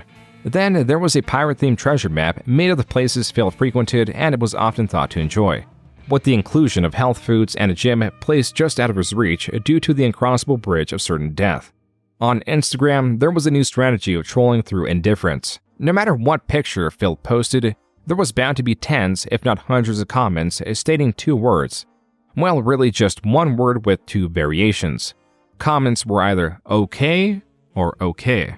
Without fail, these cropped up and overwhelmed any other comment. Even just comments wanting to understand what was going on were met with a single response, okay. Phil even treated his audience to a pretty unique unboxing video. Ladies and gentlemen, Phil here, and welcome to a pretty unique unboxing video. Phil thought that this video was unique because of what he was unboxing. What made it unique was for the first 3 minutes, his reflection was easily visible, and he was doing two things. He was swaying left and right, and he was doing his famous T-pose. Phil had swayed much in the past, but rarely was it not in first-person view. He claims it is because of back issues. The snorting is blamed on what DSP claims is a post-nasal drip. The snorting plays into his depiction of a pig. Combined with his ability to remain online and survive like a cockroach came the derisive nickname Pigroach. His laugh, his sway, his snorts all could be, and some were, made into several minute-long compilations of Phil doing these singular actions. Phil doing these actions in tandem would also gain purchase. Then there were two food-related items that always got viewers' attention. The first was sparked by this tweet where DSP states he likes penne. What he means is he likes the pasta, but in Spanish, penne means penis. The last item viewers took note in was his drink of choice. I think gin and tonic is my drink of choice. Not every single day, but I do have a gin and tonic or two every once in a while, maybe a few times a week at night to unwind, especially if it's been a stressful day or if my back's hurting me. And yes, I do have a drink. Some gin and tonic. I guess I'll start the night right with a sip. Oh, by the way, I didn't mention this. I have a drink tonight. I have a gin and tonic next to me, which I'll be sipping from time to time. I won't be downing the whole thing. It was not often that Phil drank on stream. However, this proclivity did extend outside of his streams. Sometimes the bottle or mixed drinks made his way into his vacation videos. Everything else here, including the gin, which I'll probably drink mixed with that Sprite. To indulge so much cost Phil a fair bit. But now, in addition to owing money to credit card companies and the like, he, in September, found that he owed money to a fierce collector. I get this letter, all right? I get this letter, and the letter says, we suspect that you are doing business in the state of Washington under the name DSP Gaming, okay? We believe that you need to register and pay state business and occupation taxes. Please answer all of these questions for us. Phil, since he moved to Washington, had not been paying state taxes. He claims the reason behind this is because he continued to list the services of his accountant from Connecticut. To clear the air here, because a lot of people have misconceptions, my tax attorney in the state of Connecticut was a certified public accountant, was a dean of accounting at a college for several years and was one of the highest accredited guys in the state of Connecticut. This is not some Joe Schmo asshole who I just got. And by the way, I paid this guy thousands of dollars to do my taxes, all right? I think the most he ever charged me was like over $1,500 one year to do my taxes properly. The importance of this is now Phil was claiming to owe state taxes since 2014, stacking yet another reason why 2017 was the year that finally doomed Phil financially. But at least he wasn't bankrupt. The grander and more dramatic reveal this year was of his new girlfriend. Yet the reveal photos only show the back of her head. Phil, to be able to hide a relationship for this long was surprising. A reason for only showing the back of her head was that Phil was slowly starting to separate his personal and online life, meaning that there would no longer be condo tours or virtually any videos outside of his office, save for a few additional DSP TriZit videos like his attempt to recreate the virality of his Axe body scrubber video. This could only be beneficial. It wouldn't allow viewers to analyze his new purchases, his eating habits, anything that can be used against him, or even the people around him. Keeping Kat anonymous was likely Phil's attempt to protect her, though it did have its weakness and was immediately exploited. So they fabricate this story that I hired an escort to come visit me during my Christmas break. I paid her thousands of dollars or owe her thousands of dollars, apparently. I don't even know what the full story is because I'm not really following it. Well, true to her word, Kimberly did know where to release that information too. Over on the forum, Kiwi Farms, a mysterious woman shows up to elaborate on what's going on. In December 2017, a mysterious woman claiming to be a high-end escort with a history with Phil was claiming that Phil had not paid her, and if she did not receive the money owed, then she would release all the details of the event. And so she did. On Kiwi Farms, she developed a somewhat shallow story of Phil taking her out to dinner and spending a fair amount of money on her. Sprinkled in are notes about his bad credit, his disappointing manhood, and general notes on his house. This reads as too good to be true, as it's hitting the notes that want to be heard, while simultaneously not providing evidence outside of a testimony. The Kiwi Farms users were highly skeptical, but even so were enjoying the chaos this person was causing. But day after day of not providing a single piece of evidence and users finding strange inconsistencies in her story, it was clear that the pieces were not fitting. It was only after users discovered that the images were not of this person's origin that she comes out and says she was hacked. It was not her at all. It was a catfish using her Twitter with stolen images. But no one was convinced. As a final Hail Mary, this person attempted to shift the blame on Fred Fox of the defunct Sons of Kojima by taking down their website and bringing it back up with the simple Fred Fox in the heading. It was not until this fake escort's identity was found under a different name, Angelina Capri, that the true culprits were unmasked. It was quite easy to find the domain registry, and with it came the identity. The culprits quickly tried to amend this information, but it had already been archived. The original registry had their full name, address, phone number, and their email. This gave the Kiwi Farms users everything they needed, and soon the culprits were fully doxxed, including their cat. Revealed and archived was their personal YouTube channel, one of their daughter's YouTube channels, Twitter's photo buckets, a lengthy history of information that was more than enough anyone needed to confirm this married couple ran an extortion and impersonation racket. They had a history of impersonating beautiful women and using their images to create profiles on adult websites where the wife would livestream her real body and pleasure herself, but only reveal her lower half as to not spoil the ruse. It was only when they tried to extort Phil through a different tactic and interact with his highly paranoid community that this was all discovered. If there was any doubt left, Phil would cave in and reveal his girlfriend Kat, who moved in shortly after. Number one, like I said, it's the best relationship I've ever been in my life, okay? I feel like she's my soulmate. I do. I truly do. And I am in love with her. Absolutely. She's in love with me. And if she were to move in, number one, she has a job that she, can probably find a job out here similar or whatever and make income to help immediately. Number two, cooking and everything, helping with the responsibilities of the house so I can get back to how I was. And cook Kat did. The pair seemed well off. Even if Kat did appear awkward and uninteractive on stream, her uncombativeness was welcome. Where this Kat reveal caused relief, the next Kat reveal only brought frustration.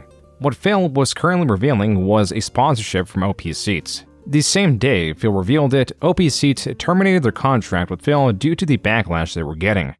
So let's talk, because I want to tell you the full story of how I basically obtained sponsorship, and then all of a sudden, because of the actions of trolls, the sponsorship is now gone, okay? Even so, in February, Phil procured a different sponsor but remained with a similar product of a gaming chair. Gaming chairs across the board are disreputable for their style over function. That was not the only reason SpawnSeats, the sponsor of Phil, was getting backlash. As it was discovered, this new company was not really a company at all. It was a person drop-shipping cheap gaming chairs with an inflated price. So not only did this new sponsorship fall through, the company attached to it failed along with it. Phil was hardly sympathetic. Fact of the matter is, folks, it doesn't really affect me because guess what? I mean, I got the chair. I got the chair already. That's why I didn't do a lick of promotion until I got the chair. And I talked to the guy up front about this, the possibility of nasty shit happening. And he said, no, I understand. Don't worry, we'll put up with it. It is what it is, guys. As much as detractors work to spoil his mood, they can hardly compete with the natural and novel interactions Phil has, like with this 11-year-old on VR chat. Can you please go in the waiting room? Sure, where is the waiting room? Right behind you, idiot. You click on that. You didn't have to call me an idiot. I just walked in the door. I'm trying to figure out what's going on. Well, if you look around, you would have been able to know. It literally says waiting room on top of it. Wow. You're quite rude. Wow. I'm 11. Deal with it. Good, now I'm away from that annoying fucking bitch of a kid who I would have slapped in real fucking life if they talked to me like that. I would have fucking pimp slapped that shit out of that. This Pokemon-themed pixel art was made to commemorate the occasion. These small moments carried Phil's livestreams for 2018. Nothing individually significant happening, but enough happening to remind the internet of his existence. This all hardly competed with ongoing events, relative to the collaboration between popular livestreamer Ninja and popular musician Drake. DSP was practically non-existent. Until he began tweeting about their collaboration, starting by calling Drake and Ninja overrated. Phil sought to detract from this collaboration, from the likes of which were rarely, if ever, seen. Tweet after tweet, he argued with Twitter users. At some point, he even slighted PewDiePie, claiming he is a product of hype and not quality content. Either these interactions struck a chord, or Phil was just in many prominent content creators' minds as, in not-so-quick succession, they took their turns mocking Phil. Like iDubbbz promoting the idea of Phil doing a collaboration with any rapper. In the background, there were leaks about Phil wanting to take down a video that for a short moment mentioned the escort saga. But in the foreground was PewDiePie. You may not like it, but this is what peak performance look like. Onion Man versus Soy Boy. iJustine was goaded into another response from the same quote. And Phil finally also made it into a Watch Mojo video. This Twitch user had the bad idea of prematurely turning on his camera.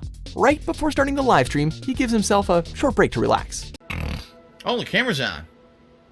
The camera's been on the whole time, huh? I don't even know. There was a renaissance of sorts in ways creators were able to make Phil entertaining. Few as creative as El Crimson King. This fucking piece of shit? This disc? You see this fucking piece of garbage disc? Fuck it.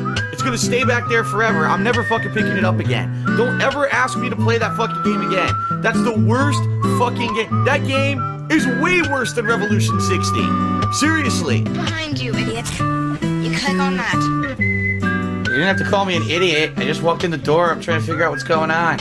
This video would be honored by the creation of its own snore compilation. This emphasis on creative ways to mock Phil made the latter half of 2018 appear creatively bankrupt in comparison. In the same vein, Phil was also suffering from his own potential bankruptcy. Basically, in a nutshell, without going into too much detail, I'm not partnered anymore. In July, he announced that he had split from Curse, claiming the separation to be amicable. Now, having to rely on his own, unsuspended AdSense account, Phil found that he was making far less than he was with his partnership.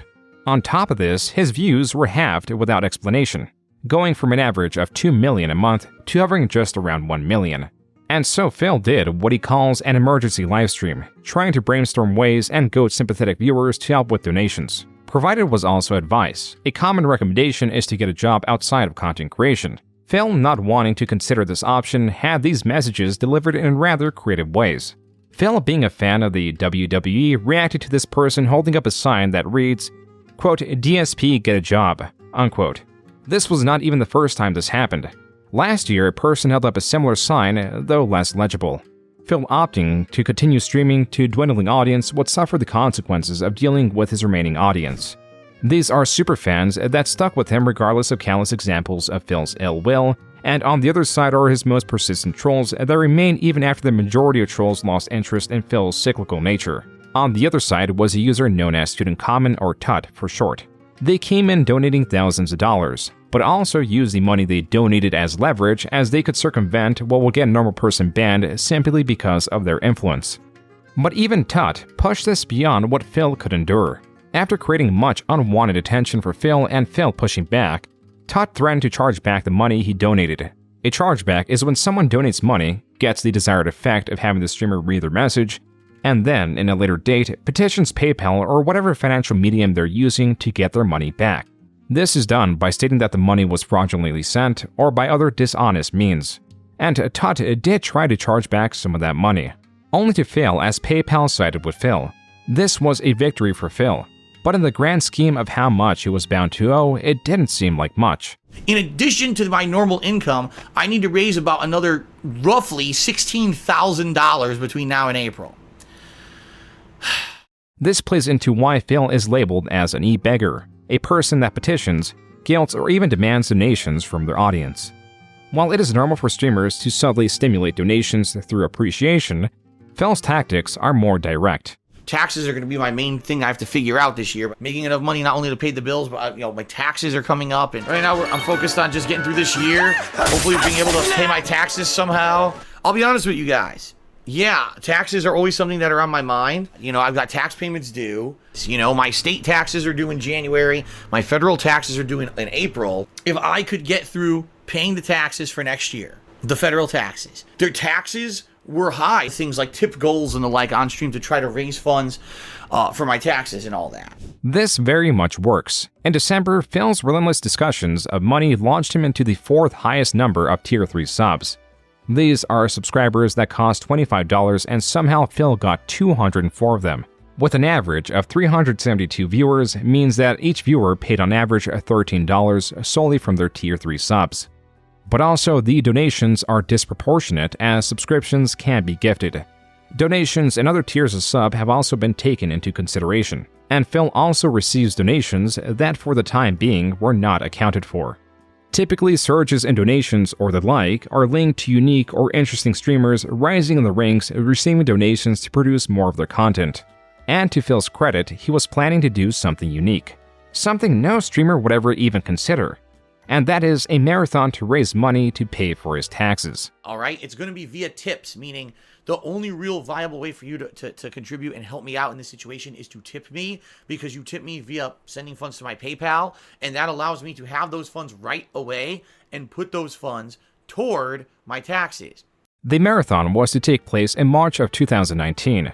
The goal was to raise around $5,000 through tips. And as Phil mentioned, the tips he received, which is the money he made through PayPal and not subscriptions or other Twitch integrated services, would be used towards taxes. More than likely, probably now, at this point, I've probably raised like around $900 to $950, because every dollar tip I only get 67 cents out of. I probably got, no lie, like $500 tips today, and all those only like 60%. So, but it is what it is. Thank you guys. This was not very close to his $5,000 goal. So Phil did a second marathon in April where he made a bit more money as seen through the bar at the top, again stating where all the money would go to. I said some people have been asking me questions like, so what's going to happen now? It's very simple. With all the money that I've raised for these taxes, I'm going to go to my tax guy and say, this is what I have. There was some natural skepticism and some paranoia around Phil, as he has shown himself to be a dishonest person. And so, in the detractor community, while theories spread, but only the most gullible swallowed all theories around Phil. The newest theory came from the blindsiding reveal that Phil had gotten married to Kat and used the funds earned from the tax marathon streams to finance some of the wedding. But Phil got on stream to quell some of the unrest. And by the way, as I'm going to explain, don't worry, again, everything's going to be explained. Everything I've told you guys up front about that stuff is true. Everything, every dollar that was raised to help with taxes is going towards the taxes. Now Phil is reasserting that all the money went to taxes. But later in the day, he states that was not the case. And I did 2 different marathon events, all right, that raised, in total, if you actually look at the amount of tips that I raised that can go towards these taxes, was around, I think, I want to say just under $2,500. But also what people need to understand, which they don't, is that normally I raise tips, and normally tips go to paying bills. So even though I raised $2,500, a chunk of that had to just go to pay my monthly stuff normally. And so even though I raised $2,500, in reality, it was probably under $2,000 that I had left over afterwards to put towards the federal taxes. Phil had lied throughout his marathon streams and the streams afterwards by now stating that over $500 or so went towards his bills and other expenses. This contradiction seemed too great, so I asked Phil about it. Phil responded with a superbly long-winded response. His answer is buried in this line, 2 words in his 357-word response. Quote, "I misspoke," unquote, meaning that he misspoke about all the money going to taxes. What I failed to mention was this was not the only piece of evidence I had reconfirming that all the money from his fundraising would go to taxes. But again, as I've already said, I can assure all of you that there was no deception whatsoever on my part outside of the fact that the wedding existed. All funds that I raised for taxes and the like are going towards taxes. Not a dollar, not a single dollar that was supposed to be raised for taxes went towards anything during this wedding or anything. Nothing. The clear answer is Phil lied, and the money raised is unaccountable. What few people knew at the time was Phil had a 10-year plan. In a conversation with his mother, who had bailed him out previously and delayed a potential bankruptcy, Phil was presented with 2 decisions: file for bankruptcy or develop a 10-year plan. This 10-year plan was meant to phase him out of content creation into a more traditional job. It was even clear to his family at this point that his online presence was only causing trouble for him and those surrounding him. Even now, there was an uproar of displeasure where a few mods were rebelling and leaking private chats and other items surrounding Phil due to his recent lies about where the marathon money was going. Phil did not understand the depth of this backlash. On the flip side, Phil did not understand goodwill either. On May 9, 2019, Phil tweeted, quote, "Took a day off the entire internet. But hashtag ProJaredHilarity was at the top of everyone's Twitter feed. Haha, whoops," unquote. Now that ProJared was going through his own controversy sparked from his lewd Tumblr and confusing open relationship, Phil jumped in on the anti-ProJared bandwagon. After this resoundingly successful tweet, Phil went on a stream chat and simultaneously downplayed and exaggerated the success of the tweet. By the 11th, Phil was so confident that this tweet was bringing him the goodwill of the internet that he made this. The reason I'm doing this is because in the past couple of days, the internet at large has finally kind of turned an eye to me for the first time in a major way in a long time, in an actual positive light. This video is titled DSP Tries It, Debunking 7 Years of Slander. In a nearly 2-hour video, Phil took a cursory glance at some of his controversial moments, like the time he said Minecraft was stupid, dating Panda Lee while she was 18, or explaining the escort drama that had long been proven false. Lacking here was everything else, from his financial woes, his treatment of his audience, his lashing out at other creators through minimizing their achievements or insulting them altogether. Phil's video was completely lackluster. Even a successful video dispelling his controversies would not change the fact that the reason people watch Phil is to laugh at his antics. His Saucy Mondays, streams where he goes off camera to stir a pot of Italian sauce, has no inherent value to regular people. But his lies, on the other hand, tend to be captivating. Marky Mark says, "What is my favorite drink? I like White Russians." Oh, I never had a White Russian before. Never had a White Russian. What drew viewers' attention now was a reveal stream with a $1,000 goal. Phil promised a big, positive reveal. Users guessed all throughout, none of them hit the mark. Some even thought that the reveal was a new cat, which Phil denied. Finally, the goal was hit, and the positive reveal came. "I got someone I'd like you to meet. Come on up here. Come on up here, buddy. You want to come up here or you want me to pick you up?" Someone who actually is not a new addition to the family. Someone who I'm going to introduce you to today, who has been a part of our lives for quite some time, in fact. All right? And it's funny because with all the stuff that we've had to do, we've had to keep a lot of stuff private. Come on up here. Here he is. Ladies and gentlemen, I would like to introduce you to our pet. Phil's reveal was his cat Jasper. But users already guessed the reveal was a new cat. Phil's reasoning was they did not guess correctly enough. So a lot of people, you're right, a lot of people did guess that a cat was the thing. A lot of people say, oh, it's a new cat, it's a new cat. It's not. Jasper actually has been our cat for a while. On top of this, Phil got another $1,000 donation from a single donor through the miscommunication of there being a second positive reveal. The easiest way to find out how controversial a stream was to find out how many bans occurred that day. And according to this user-made graph, the day Jasper was revealed, there were 451 bans on his stream. But this graph relates to Phil's stream only. On September 29, 2019, Phil was seen not on his own channel, but on the Quarterings, a creator who is controversial in his own right, but utilizes it to make a living. This is something long anticipated because Phil sits in the relative safety of his own streams and controls the dialogue. Adding a different prominent creator would mean there would be no place to hide, and some have tried to secure an interview with Phil. But Phil is very careful, very selective. He only allows those ignorant of his rich history to reach him. And even then, there can be stipulations in place to block some of the most demanding questions. Like, how much does Phil owe? Where do the thousands of dollars in donations end up? Does he believe himself to be financially responsible? And instead of that, viewers got this. This is the most popular question. Okay. You're right. Where did the load go? Normally, a like to dislike ratio is the most basic way to see how much viewers agree with any which video. But this time, there is something better. The Quartering softball interview got 90,000 views. These can represent interest in particularly how many care to view it, how many align with the interview. With that in mind, It's a Gundam, a channel that is hardly DSP-centric, covered the interview and broke down how Phil misrepresents himself while going into some of the deeper Phil lore. It's a Gundam's video blew the Quartering's interview out of the water, as not only was it twice as long as expected from an analysis, but it also stands with 1.6 million views. Even then, It's a Gundam willingly skipped over or just summarized much of the Phil lore only pertinent to the interview. Phil's endless list of controversial moments was in the end helping him. Even if Phil acts dastardly, there is so much information needed to understand how all its controversies tie into one another, that virtually anyone not in the detractor community is indifferent to anything non-viral that Phil does. What's a drop in an already overflowing bucket? What also helps Phil are his worst trolls that allow him to misrepresent and discredit the detractor community as a whole.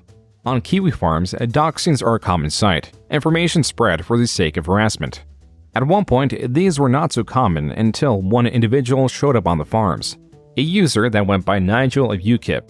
For what would be the next couple of years, this individual will freely dox those in Phil's vortex. It's hard to say how he was doing it.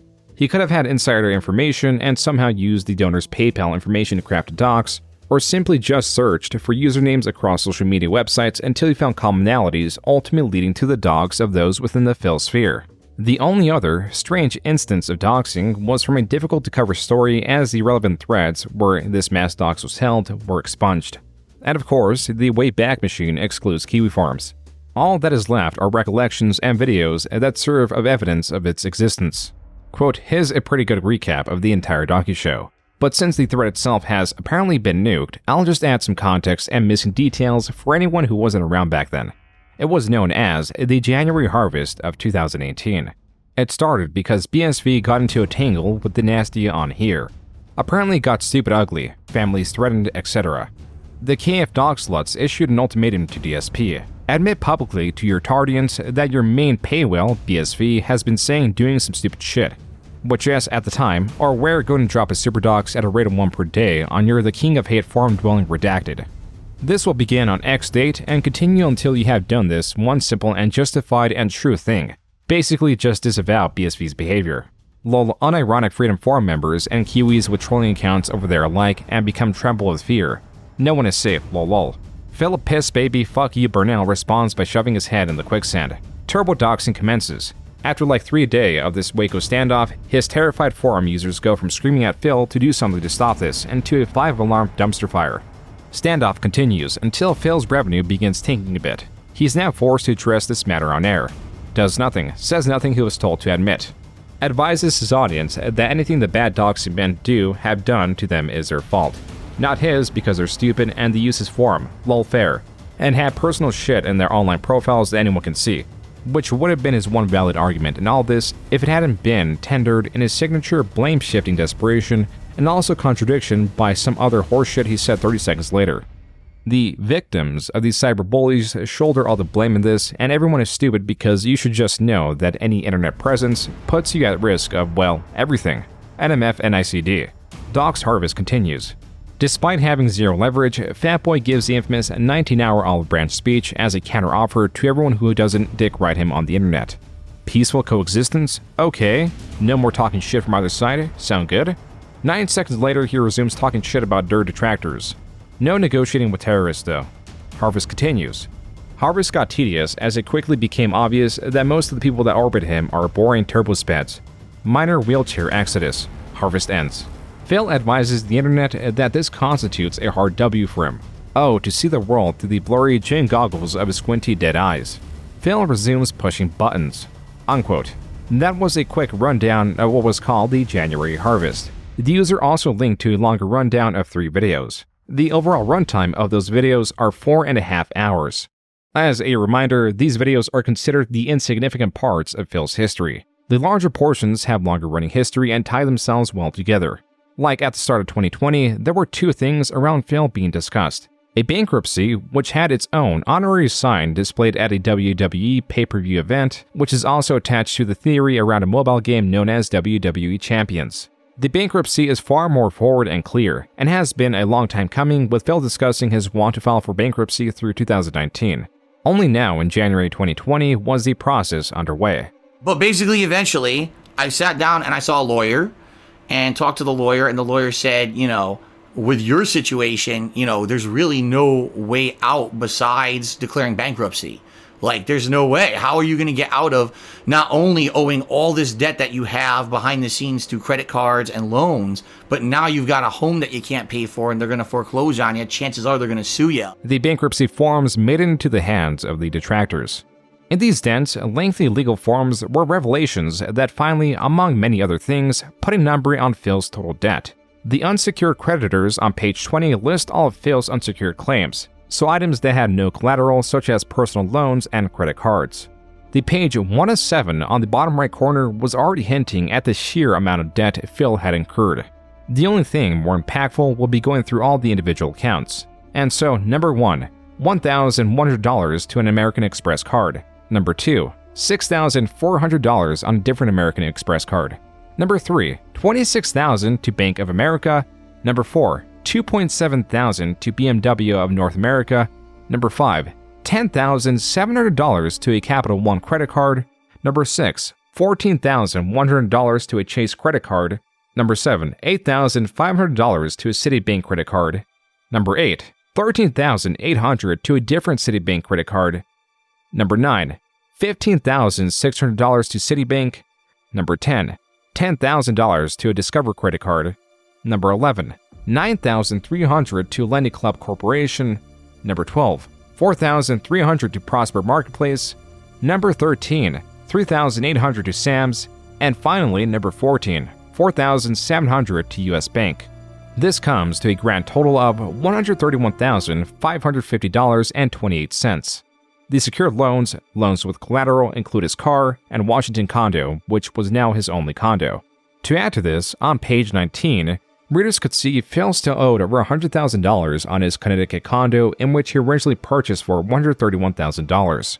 This means he was paying the minimum, where if he really wanted to, he could have paid the entire thing off and lived there within just a few years of purchasing it. Instead, he is now here, 11 years later, owing the IRS $15,000, having virtually no credit, being stripped of what little he accrued and being returned back to nothing.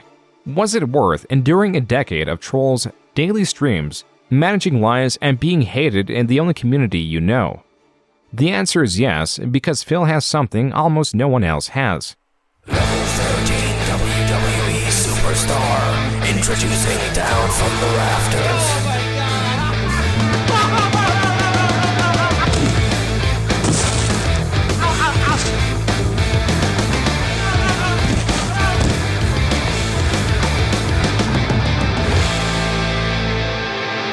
Phil's plights were all worth it because of this Candy Crush, gotcha-designed phone game themed around the WWE, known as WWE Champions. It is important to note that Phil has refuted investing into this game to the extent people have claimed. Despite a mountain of very strong evidence, he has room to dismiss it because there is no smoking gun.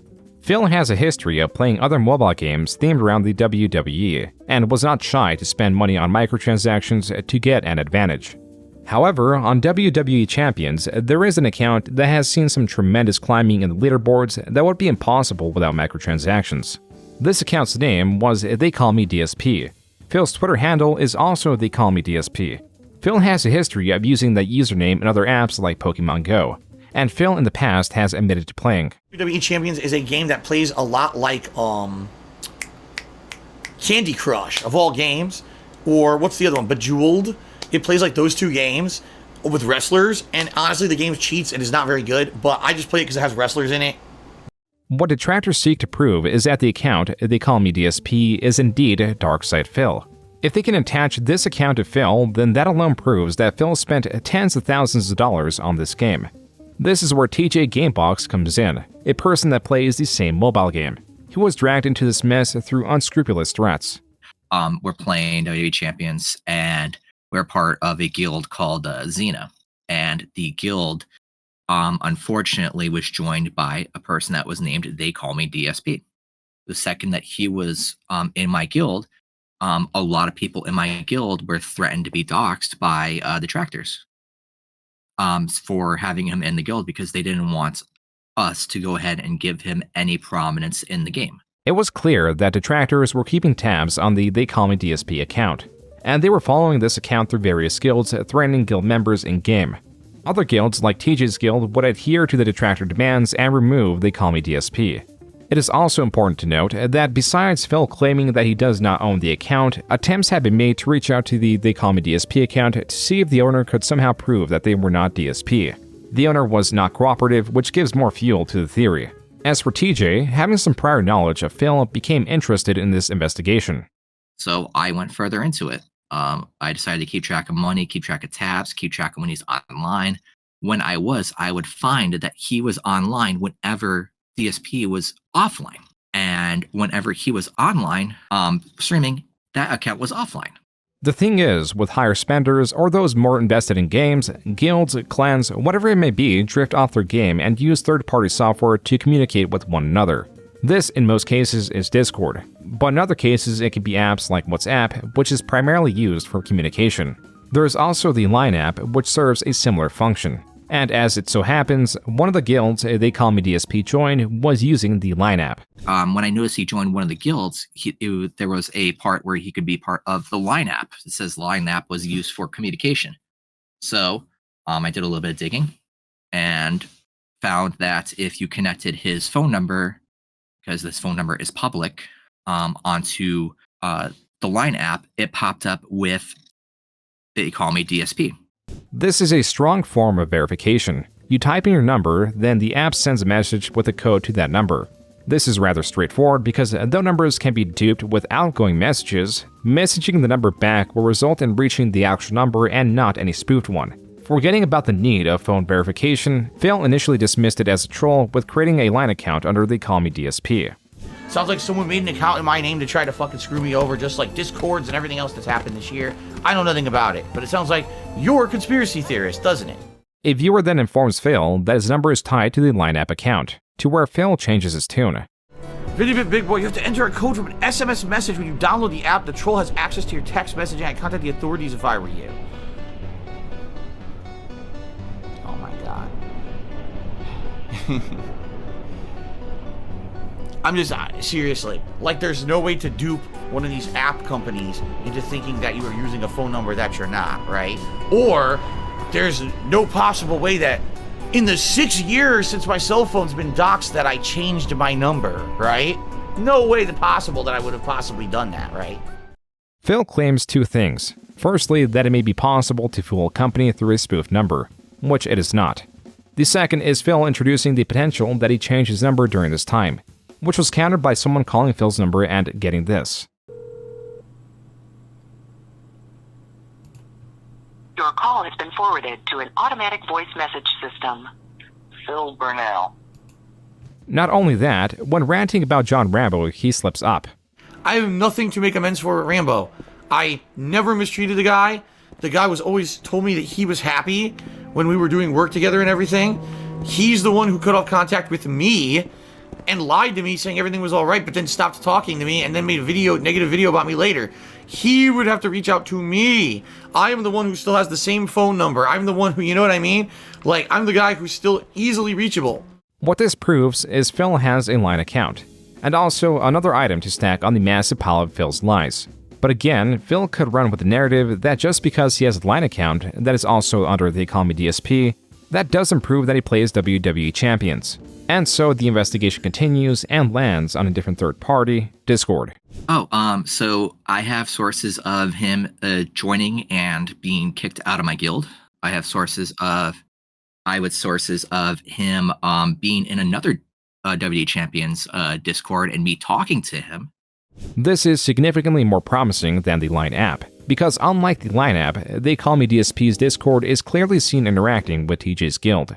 And while anyone could choose whatever name they please on Discord, all accounts had to have a unique code attached to them. And thanks to a bot archiving the people that left the Discord, that not only shows the name, but also a unique Discord ID, which is 4058. At the time, Phil also had a secret mod Discord, and a rogue mod just happened to leak Phil's unique Discord ID, which was also 4058. Though the numbers are clear, what Phil now relies on is trying to state that the evidence itself is illegitimate. Somehow, one way or another, some image is altered, and of course, they never used Discord for those purposes.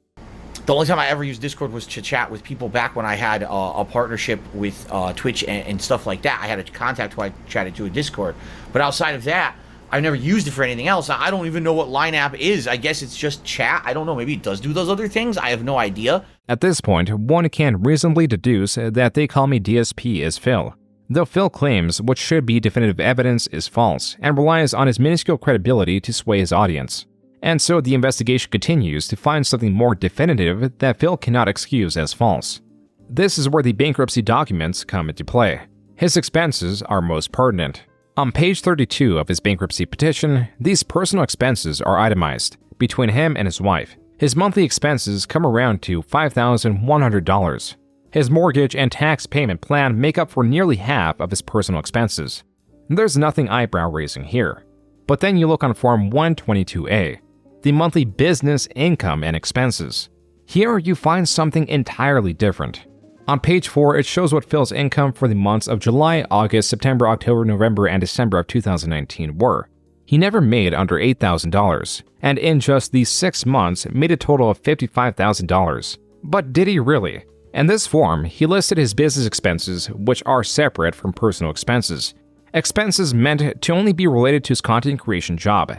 These expenses are $9,000 for the month of July, $5,400 for August, $3,100 for September, $4,400 for October, $4,300 for November, and $4,900 for December. In July alone, he claims to have lost $867 from his streaming job somehow.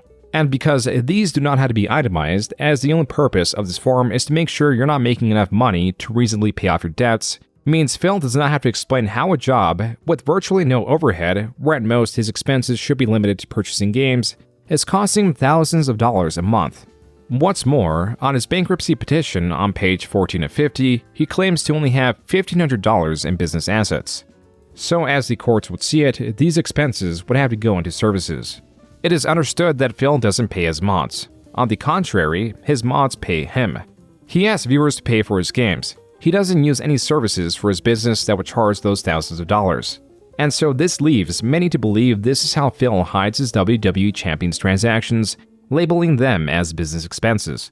Which, if Phil can play to the government's ignorance of his content creation job so long as they see it as profitable, then perhaps Phil can also do this on his taxes. And so, what does Phil have in response to these official documents? When I asked him, quote, "Do you believe it's incorrect/possible that you spent solely that much on your business for those months?" He responded with, "It's not just possible, it's true." That's what my attorney submitted, and that's what was reviewed and approved in the bankruptcy case. But specifics I can never talk about because 1, I didn't do those calculations. The attorney did, so I honestly have no idea what they actually include. And number 2, I wouldn't publicly talk about any expenses, personal or business-wise regardless. It's literally nobody's business besides the bankruptcy court." Unquote. Phil refused to itemize his expenses, citing both his ignorance of them and the privacy around them. There are also clear discrepancies on the filings. On page 1250 in the bankruptcy petition, the box is checked that he doesn't own any non-farm animals, but he owns his cat, Jasper. There is also speculation on the valuation of his Washington condo, as on page 1150, it states it is valued at $379,000 according to Zillow. These smaller items made people ever more speculative of Phil and the WWE account that vanished. They Call Me DSP disappeared from the game, but there was an account that had similar stats. They Call Me DSP, to the Gun Show 87, to now Down from the Rafters, which, by the way, you cannot use the name Down from the Rafters in WWE Champions because the name is too big to use. So that means it was changed by a bot. It was changed by Scrollbly. Down the Rafters was the last name change. As the account stated, this will be the last time they would try to change their name, as it was clear that they could not hide from the trolls that follow them, thinking that they are, quote, some idiot video game streamer that they hate, unquote. By 2020, Phil was adamant that he had quit all mobile games. Not even just recently, but all the way back in 2018. In 2018, I quit all mobile games. I don't play them anymore. I got rid of them. I said, I'd rather focus time on important stuff with my family and stuff. I don't waste time. I keep telling you guys this. Mobile games are money sinks. You'll put money into it, you put time into it and money into it, and you don't get anything really out of it unless you're constantly keep playing and sinking more money into it. That's the truth of the matter. I quit all those mobile games because they were just pay to win. It got to the point where they're really fun to play at first, and then you realize you can't actually progress unless you drop money to get all the new cards. Far more captivating at the time was the ongoing bankruptcy proceedings. Okay, the next matter is Philip Burnell. This is Rochelle Sheffield for the debtor, and Philip Burnell is with me. He's in your office with you? Yes. Okay, Mr. Burnell, you there? I am present. Yeah. That audio was from a 341 meeting. In this meeting, the debtor, Phil Burnell, is accompanied by his trustee. A basic rundown of this meeting is to catch discrepancies within the bankruptcy filings. Creditors are expected to, but often don't attend. This call took place during COVID. Many facilities were closed, and the online space was looked upon as the temporary replacement, a place where Phil's trolls lived. Nancy? Yes? Sorry, there's 60 people on the line for this call, so I think that's the problem. Okay. A reason so many were invested in this call, some even live streaming it, was to see if Phil's inexplicable business expenses would be questioned. What is WWE Network? WWE Oh, Network. WWE Network. That is just an on-demand video service for watching, professional wrestling. That is not business related. Many, with the opening of that question, thought that was the moment Phil was caught. But it was just the service that was being asked about. You've provided me a copy of your PayPal account for 1 month. I would like to see the last 6 months of both of your PayPal statements. Oh no, it's gonna happen. This also turned out to be a false positive. But again, hopes were up when Phil was asked to explain his business expenses. What do you consider a business expense? Anything relating, to the business per the instruction of my tax attorney. So it could be, the cost of a video game, the cost of a subscription for a video game, a microtransaction within a video game, the cost of a piece of new equipment, maintenance on set equipment every month. It could be the internet, cost of internet every month. It could be cost of, utilities necessary for the business, cost of cell phone for the business. This was dismissed rather easily, likely through the ignorance of the attendees. But if anything, it did prove that Phil knew how his business expenses were calculated, making people more curious about what they could be now that he couldn't dismiss the expenses as being ignorant of them. And then the meeting was turned to the quote-unquote creditors. Okay, I have no further questions. Are there creditors on the line? Hello? Yes, are you a creditor? There was only one person willing to confront Phil. It was a troll concealed as a creditor from Citibank who had one burning question. Reviewing your filing, it looks like you stated here that you have about $5,000 a month in business expenses. Can you itemize that for me? Hold on. But yeah, I don't think these. What followed was a few seconds of silence. Phil was likely in conversation with his trustee and came back with this. Nancy, I'm not sure this person is for Citibank. I'm sorry, excuse me? While the troll continued to masquerade as a representative of Citibank, through his persistence that Phil was attempting to distract from the question, there was issue with his question. With the meeting looking at the Schedule J form, the questions were pertaining to Phil's personal expenses. This is a personal bankruptcy. His business was only glanced over, with the attendees satisfied with Phil's as a solid, esoteric explanations. And so they referred him to his personal expenses, which were already broken down. Not too long after the meeting ended, with just one more outburst from a troll. Why am I poisoned?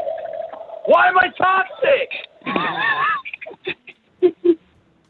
This meeting, in terms of wanting to expose Phil, was a failure.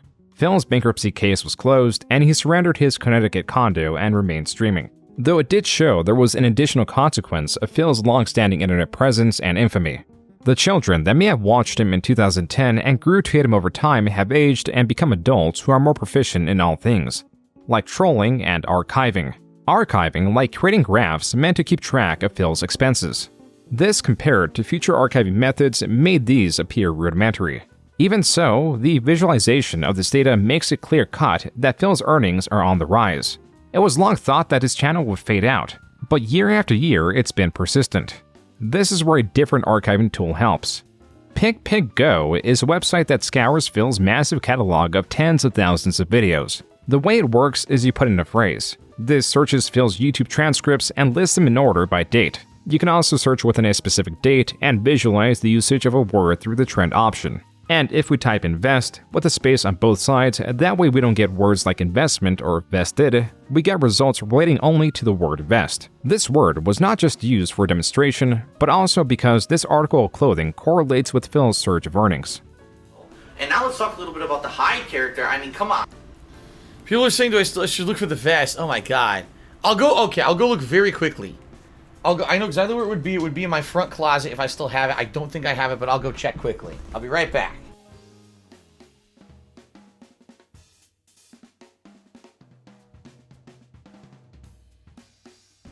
Well, I'm sorry, guys. I just couldn't find the I couldn't find the vest. I don't know where it was. It was right there in the closet. The vest is an item that Phil wore in the past and was being noticed during a retrospective stream. What he perceived to be a funny moment was turning out to be something bigger. It was sticking with viewers and they wanted more of it. What? Evil Williams says, I think the black DSP merch t-shirt really contrasts the vest. It brings out the positive side of Phil. Phil be dabbing on detractors with this new fresh streaming look. Every day, I will do something different. One day I'll wear sunglasses. One day I'll wear a vest. Yeah, like it matters. It doesn't matter. Anyway. If we get the tips goal, I'll wear the vest. If we raise $200, I'll wear the vest and the cowboy hat. If we raise $1,000 in the next hour on my Minecraft stream, I will hop on one foot and sing Kumbaya while I'm wearing the vest and the cowboy hat. How about that? See how stupid this shit is? The thing is, I'm not kidding you. They're like Twitch streamers that this is what happens and this is what they do. And they make the money too. Like, it's insane. Like, wow. They just pull stunts constantly on a stream. And people will toss money their way for pulling a crazy stunt. As combative as Phil was with wearing the vest for jest, the continued request to wear it and the potential of earnings was too great, and he began to cave in. Yes, I will tell you guys, I will put on the vest if we hit the tips goal for tonight. There you go. It seems to be a new running thing that people want me to put on the vest, so. Even though he caved in this one time, he wanted to be straightforward that this wouldn't be a common occurrence. We're not incentivizing those things all the time. It was something silly the other night. Someone joked and said, would I put on the vest for a certain tip? And I said, if we hit the tips goal tonight, I'll put on the vest. And then we hit the tips goal. So I put on the vest, just to be silly. But it's not going to be something that happens every day. If only Phil knew how wrong he was. Thank you very much. You have just pushed us over. That gives us to $106 in tips. We have reached vest streak number 13. We're on an unprecedented 16 vest streak.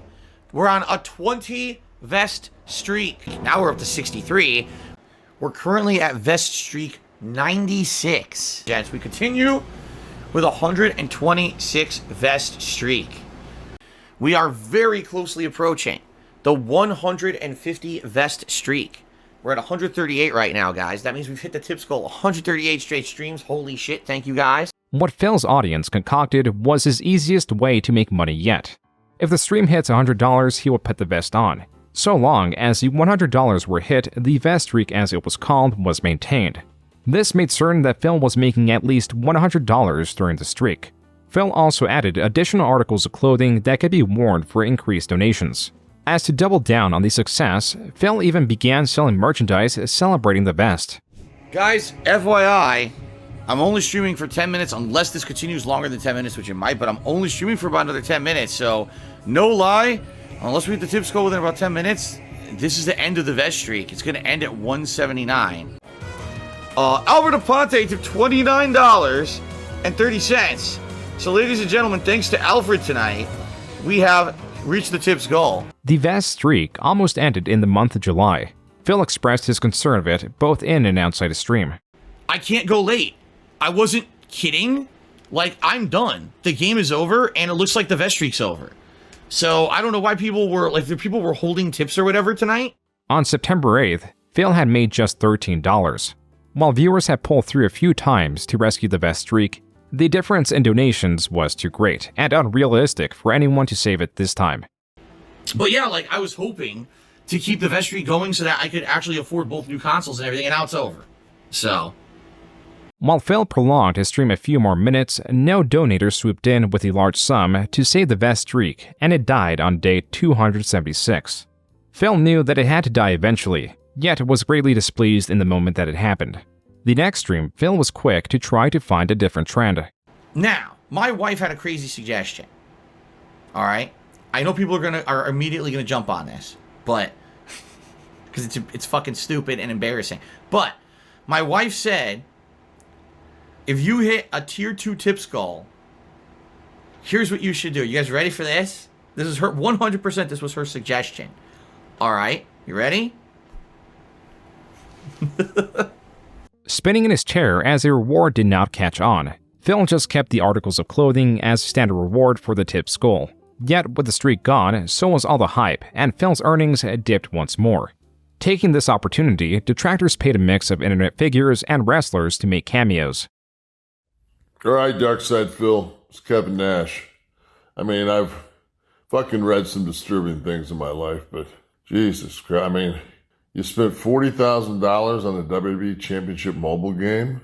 You went into bankruptcy for half a mil. You play video games all day long while your wife works her ass off. You masturbated on YouTube, live stream. They wanted to prosecute you, but they said your penis was so small they couldn't actually make it out. So they couldn't tell whether you were masturbating or playing with a fucking skin tag.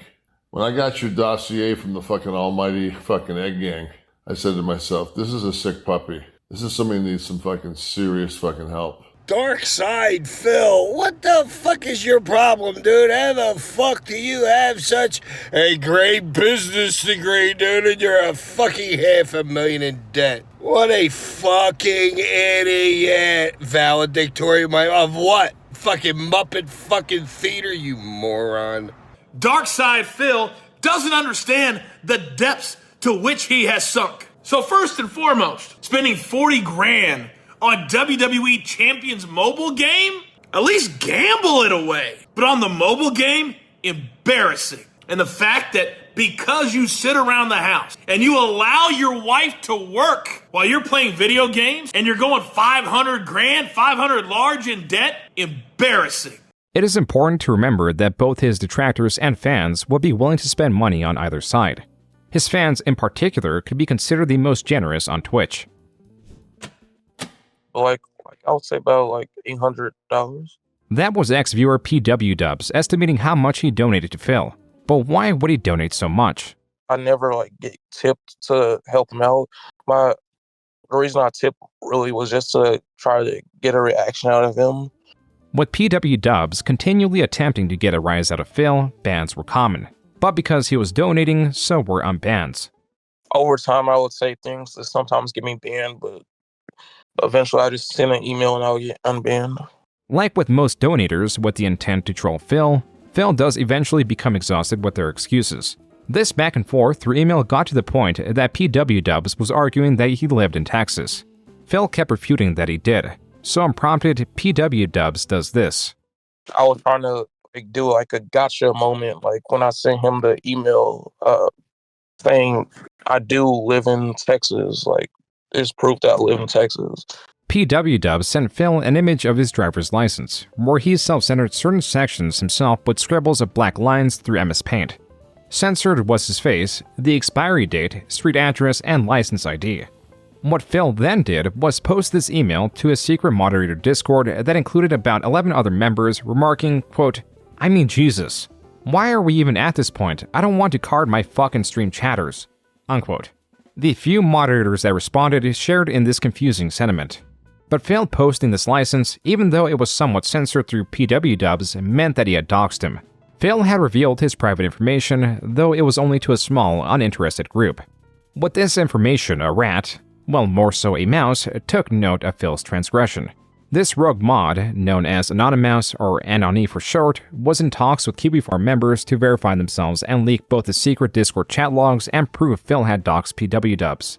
But Phil was catching on. Now in 2021, this came to a head mid-March. Like the Anonymous, they had the power in like Twitch chats, like change the title of his stream. So they like changed the title of when Phil was streaming. He changed the title to DarkSydePhil leaks. DarkSydePhil docs PW Dubs. He made that the title. Following this and Anonymous's departure, Phil had to defend his doxing of PW Dubs and his secret Discord. So his question specifically is, why didn't you ever mention that you had a Discord? We asked you before if you used Discord and you said no. Because it has nothing to do with anyone watching the stream. The doxing, the Discord, and his treatment of Anonymous made its way to Reddit, where it was fast to gain traction. Anonymous, in his post, made sure to censor everything the driver's license had on it except the words driver's license. Phil admitted that he shared the license in his small moderator Discord, but used the small size of the Discord and the fact that PW Dubs censored some of it himself in his defense. Then came the argument that Phil did not share the censored version, confusing Anonymous's full censor against PW Dubs' partial censor. Even so, it was all a bad look for Phil. And not just Phil, but also Anonymous. In a place like KiwiFarms, posts range from general observations, to memes, to full vitriol, all of which is typically welcome. To step foot in this space is to realize that everyone is a potential target. All elements of you can be criticized and brought forward for the sake of entertainment. Anonymous was no exception. Nigel UKIP was set on giving Anonymous a proper welcome by making fun of his appearance and his launch of his streaming career. This comes with the perspective some detractors across several communities hold that earning revenue online while existing in proximity to detractors is a sin, as some view Phil and other streamers like Wings of Redemption as chronic e-beggars who are constantly unappreciative of fan support and money, though most won't care and are just there for the entertainment. And when Baby Anonymous's alternative fur baby fetish Twitter was noticed, that's all they got. The contents of this Twitter are highly disturbing and for that reason cannot and should not be shown. Diaper photos. That was a crazy situation. They had it's like so much stuff in this vortex. It's crazy. It's like so many. With Anonymous's image irrevocably defiled through his own means, he dropped off from the community entirely. As for what happened to Phil, practically nothing. This behavior was already expected from him. Besides, surprises don't come from Phil. They come from everything else. Oh, look at that! There's some kind of a glitch. Only Iced Coffee just realized there's a glitch on Twitch. Everyone's subscriber crowns turned bronze for no reason. What the hell? Apparently, something just happened very bad, is what happened, guys. Apparently something very, very bad just happened. Yeah, I'm not kidding. It literally just happened this moment. The subs are going away. Permanently. Apparently, they kicked me out of the partnership program, and I don't know why. No one knew it at the time, but Phil's suspension from his Twitch partnership was, according to Phil, because of the massive influx of reports of him using harmful language. Following this was the greatest weapon ever developed against DarkSydePhil. Rated by user Piece of Peace, the DSP Tips Tracker spreadsheet is equipped with table after table analyzing Phil's daily earnings from his AM and PM streams. This included what game he played, who was the top tipper, how much did he make on average, how did this compare to the average, It also included analysis on his Patreon, YouTube, and Twitch. Phil's excuses, poor spending habits, and as it were, e-begging would be challenged with evidence like never before, and as such became immediately useful. I'll be playing Mass Effect 1 Remastered in a marathon setting, and my goal that day is to raise funds via tips or patron pledges to pay the bills that I need to pay this month, because I am not going to be getting any payment for my Twitch partnership because they canceled it. Phil, on May 6, nearly 2 weeks after being departnered, set on raising money to pay his bills now in fear that he won't be receiving his Twitch partnership money pre the departnering. But if we look at the spreadsheet, between the 22nd of April, which is when he was departnered, and May 6, when he made the announcement, he already made $5,797 solely from tips. Not YouTube, not Patreon, just tips. I'm trying to make it so I hit every tips goal this week to help me coming up with my mortgage, because I don't even know what's going to happen with Twitch. I don't know if they're going to pay me or not for all the work that I did last month after being losing my partnership. I'm looking to hit the tips goal every stream now between now and when I have to pay my mortgage in the middle of the month. I have no other income apparently, because it sounds like Twitch isn't going to pay me for last month. I'm going to pay my bills, pay my mortgage and everything, because I'm not going to get that payment I depend on every month. You know, fundraising to pay my mortgage, to pay my back taxes, and the stuff for the rest of the month. As for the mortgage, yes, I hope that things go well and I can pay my mortgage on Saturday. Please support this marathon stream. I need the help. In particular, I need it for tomorrow to pay my mortgage, so if you can, please support. That was Phil, throughout his marathon stream, petitioning his audience for even more money to cover his bills and mortgage. Which, without the added pressure of the debts he used to have, means that he already had enough at this point with the over $5,000 he raised. By the 14th of May, he made another $5,000. The total between April 22nd and May 14th was $10,252. Someone approached Phil with this information, which he dismissed. To make matters more interesting, Phil did end up getting paid the money owed from Twitch and framed this as, quote, just enough to get me through the next week, unquote. This vagueness will no longer fly. On top of this, Phil admits, even though he claims to be perpetually financially destabilized, he doesn't know or keep track of his finances. I don't know. I'm not really tracking all this stuff. I'm just not. I'm not going to track all this financially and see every day what I'm making. It's ridiculous. Detractors were making memes, especially as Phil's unappreciative nature became ever more grating to them. Tips were really slow after pre-stream. No, tips were good until the break. Since I came back from break, there's been 0 contributions. 0. Yeah, because I guess people don't allow a streamer to take a break, you know, because I have to, you know, shit and piss and maybe get out of this chair for 20 minutes so that I don't get blood clots, but not acceptable apparently in modern day. You need to take a break, fuck it. Reactions in chat differ from Phil's whining. Some feel guilty for not hitting the tips goal of $150, while others remark that $136 is already a sizable amount. What stayed true was Phil was growing ever more frustrated during this time. Alright, well, we're gonna end it here. It's platinum vest. I'll put the vest on. Fine, I'll sweat. I'll sweat disgustingly. Since I'm about to sweat disgustingly on the stream because I'm wearing this vest, alright? It would be nice if we could hit the tips goal today. I'm just saying. We got about 45 minutes left on today's stream. It would be very nice, since I'm about to sweat profusely for 45 minutes, if we could hit the tips goal. I would really appreciate that. Alright, I'm just saying. Sonic Hat Defense Force tipped me $1.30. He says, don't you think you're being oblique? $150 for suffering a few hours sounds fine to me. That's because you're stupid. Seriously, that's because you're stupid. If you don't understand that sitting in this office and sweating profusely, being incredibly unhealthy and uncomfortable to make a few bucks is a bad thing, you're an asshole. And I mean that. Like, I mean, how dumb can you be? I might as well just fucking, you know, do completely crazy shit on the stream constantly, putting myself in harm's way. What are you, dumb? Yes. If you don't understand the difference between, oh, let's purchase a hat that's a hat meant to be worn normally by a human. It doesn't overheat you. It doesn't hurt your body. It's meant to be designed so it doesn't hurt your neck or whatever. A nice hat, right? Versus a fucking costume you're only supposed to wear, you know, for a few minutes momentarily for a party or something. You don't get the difference? You're an idiot. As if to ease from the serious drama starting 2021, attention was again shifted to moments Phil made a fool of himself. And of course, moments like these on stream. Now, there was a gun. Where did it go? What the fuck? He had a gun, I wanted to get it. It disappeared. Yeah, I didn't get it. For some reason, I don't know how to get a gun off of a guy. But he had a big-ass gun I wanted, and I didn't get it. It is important to remember that it was not just detractors, fans, or uninteractive viewers from both sides that were paying attention to Phil.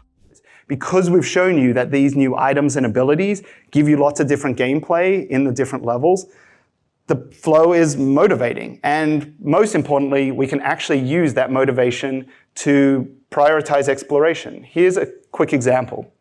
I want you to watch what the player does here as he boats around.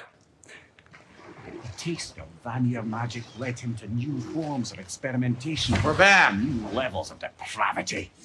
The top 3 comments on this video read, quote, "The unstoppable force of nature that is DSP single-handedly making the gaming industry worse by simply playing games.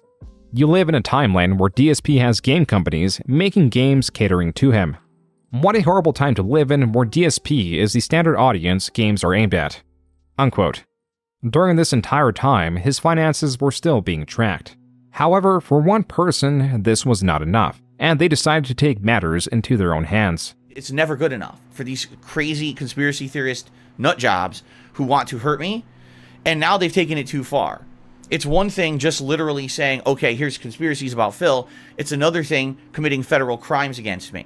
Yes, so someone just randomly posted that they went ahead and accessed his bank leaks on using Bank of America, using their telephone, and reverse engineering his social security number to go ahead and figure out how to access. And Bank of America has an option where you can go ahead and repeat the last 10 transactions. He did that about 500 times. This is to the point of now major repercussions. And I hope people understand that. Anyone who's talking about this, not knowing fully what they're saying is true or not, guess what? You're part of the problem and you're part of the issue, and you are going to be held accountable too. It's just that simple. You're part of it now. You're actually passing around stuff that should not be passed around, and you're going to be in trouble just as well. So this event would be known as the bank leaks. Charted, graphed, and described to the best of the user's abilities, the information from the bank leaks was added to the tips tracker as a separate page. Phil's supposed transactions from March 3rd, 2020 to September 17th, 2021, the day the user supposedly accessed Phil's account, are now archived for everyone to see. Over the last week, it has come to my attention and my knowledge finally that I have been subject to the crime of identity theft, a federal crime, by the way. I got a notification via email about someone messing around in one of my accounts, which then led me to research it and find out that, this was happening. At this same time, Phil gets a notification that someone has stolen his identity right at the same time the bank leaks come out and possibly trigger a failsafe. But due to Phil's own web lies, Phil is walking a very, very thin tightrope. The reason becomes clear why Phil cannot right out admit that someone accessed his bank account. On several occasions, there are transactions that are only labeled as PayPal. Some only labeled Apple iTunes. They happen with such frequency, back to back to back, that it immediately becomes suspicious. And more importantly, they are all the exact same amounts. Several transactions of $11, $16.51, and $110.09. If you deduct the Washington sales tax from these, you get a more rounded number. The $110.09 becomes $99.99, and the $11 becomes $9.99. This can be easily correlated with the packages available on WWE Champions. These in the pie charts are labeled as microtransactions and make up around 1/4 in his spendings. In these 18 months, Phil spent around $44,000 on microtransactions. These are not the only purchases, which shows his dysfunctional nature. In September 2020 alone, the month the vet streak ended, he spent $258 on alcohol. These are all reasons why Phil cannot state his bank account was accessed, because it would simultaneously prove that he is an alcoholic with a gambling addiction, and that his many emergency streams were only for the sake of raising money for microtransactions. Another layer of this is that Phil, if the bank leaks were fake, could easily disprove them. But the correlation between the bank leaks and his purchases are so tight, it seems he is unable to do so. So what he has done was just ignore it altogether. There is no way out of this one without a strong explanation, which Phil cannot muster. This was not even the wildest thing that came out in proximity of Phil this year. But there is one streamer that, forgot to turn off the camera. Yeah. Yeah. Do you know? Have you seen that one? Well, I know of one. I dare not say the name. Nah, he doesn't deserve attention. He's a piece of shit. Yeah. It was not PewDiePie referencing Phil, it was this post on Kiwi Farms. Quote, "Let me preface with this. I know I'm a degenerate, but curiosity got the better of me and I ended up seeing Officer Sanders IRL. I think I may be traumatized. The autism was just that bad. I got a room which I told her she could stay the night in. So she brought her hobo pack. She had a panic attack shortly after, so we had to talk for an hour to bring her down. Out of nowhere, she started talking about her sister and brought up one Phil Brunel. She had a container of Kool-Aid mix, so she added some to a bottle of water and was drinking from it. But for some reason, she thought it would be a good idea to add it to her bath and ended up trashing the bathtub. She splashed it on herself so it stained her skin. She did it to create content for OnlyFans, which should be up. Jesus. She then smoked some dank, we did stuff, and that was that. I need to reevaluate my life choices." Unquote. If it weren't for the pictures, this would be seldom believable. But as evidence was brought forth, it was clear that a troll had slept with Phil's sister-in-law. This really only scratches the surface of the rabbit hole pertaining to Phil's extended family. As for Phil himself, by 2022, he had survived many generations of YouTube and was being exposed to the newest generation of users and creators. A type of these creators fall under the category of virtual YouTubers, or VTubers for short. They are notable for their cutesy anime avatars. The juxtaposition between their and Phil's persona makes for an interesting watch. I'm here, we're gonna name Phil! Yay, let's name him! The Christian begin. Yeah. You're gonna look up at you like, huh? Heck yeah. You are now Phil, and you fill one. Phil fills one purpose. It sure does. It sure does. I have some gold nuggets, but they're not like ingots or anything, so we can't really actually use them. This chance happening of VTuber Gura naming a random NPC Phil is phenomenal for many reasons. To start, the NPC she named is a piglin. Phil's derisive nickname is Pig Roach. Both of them are known to snort.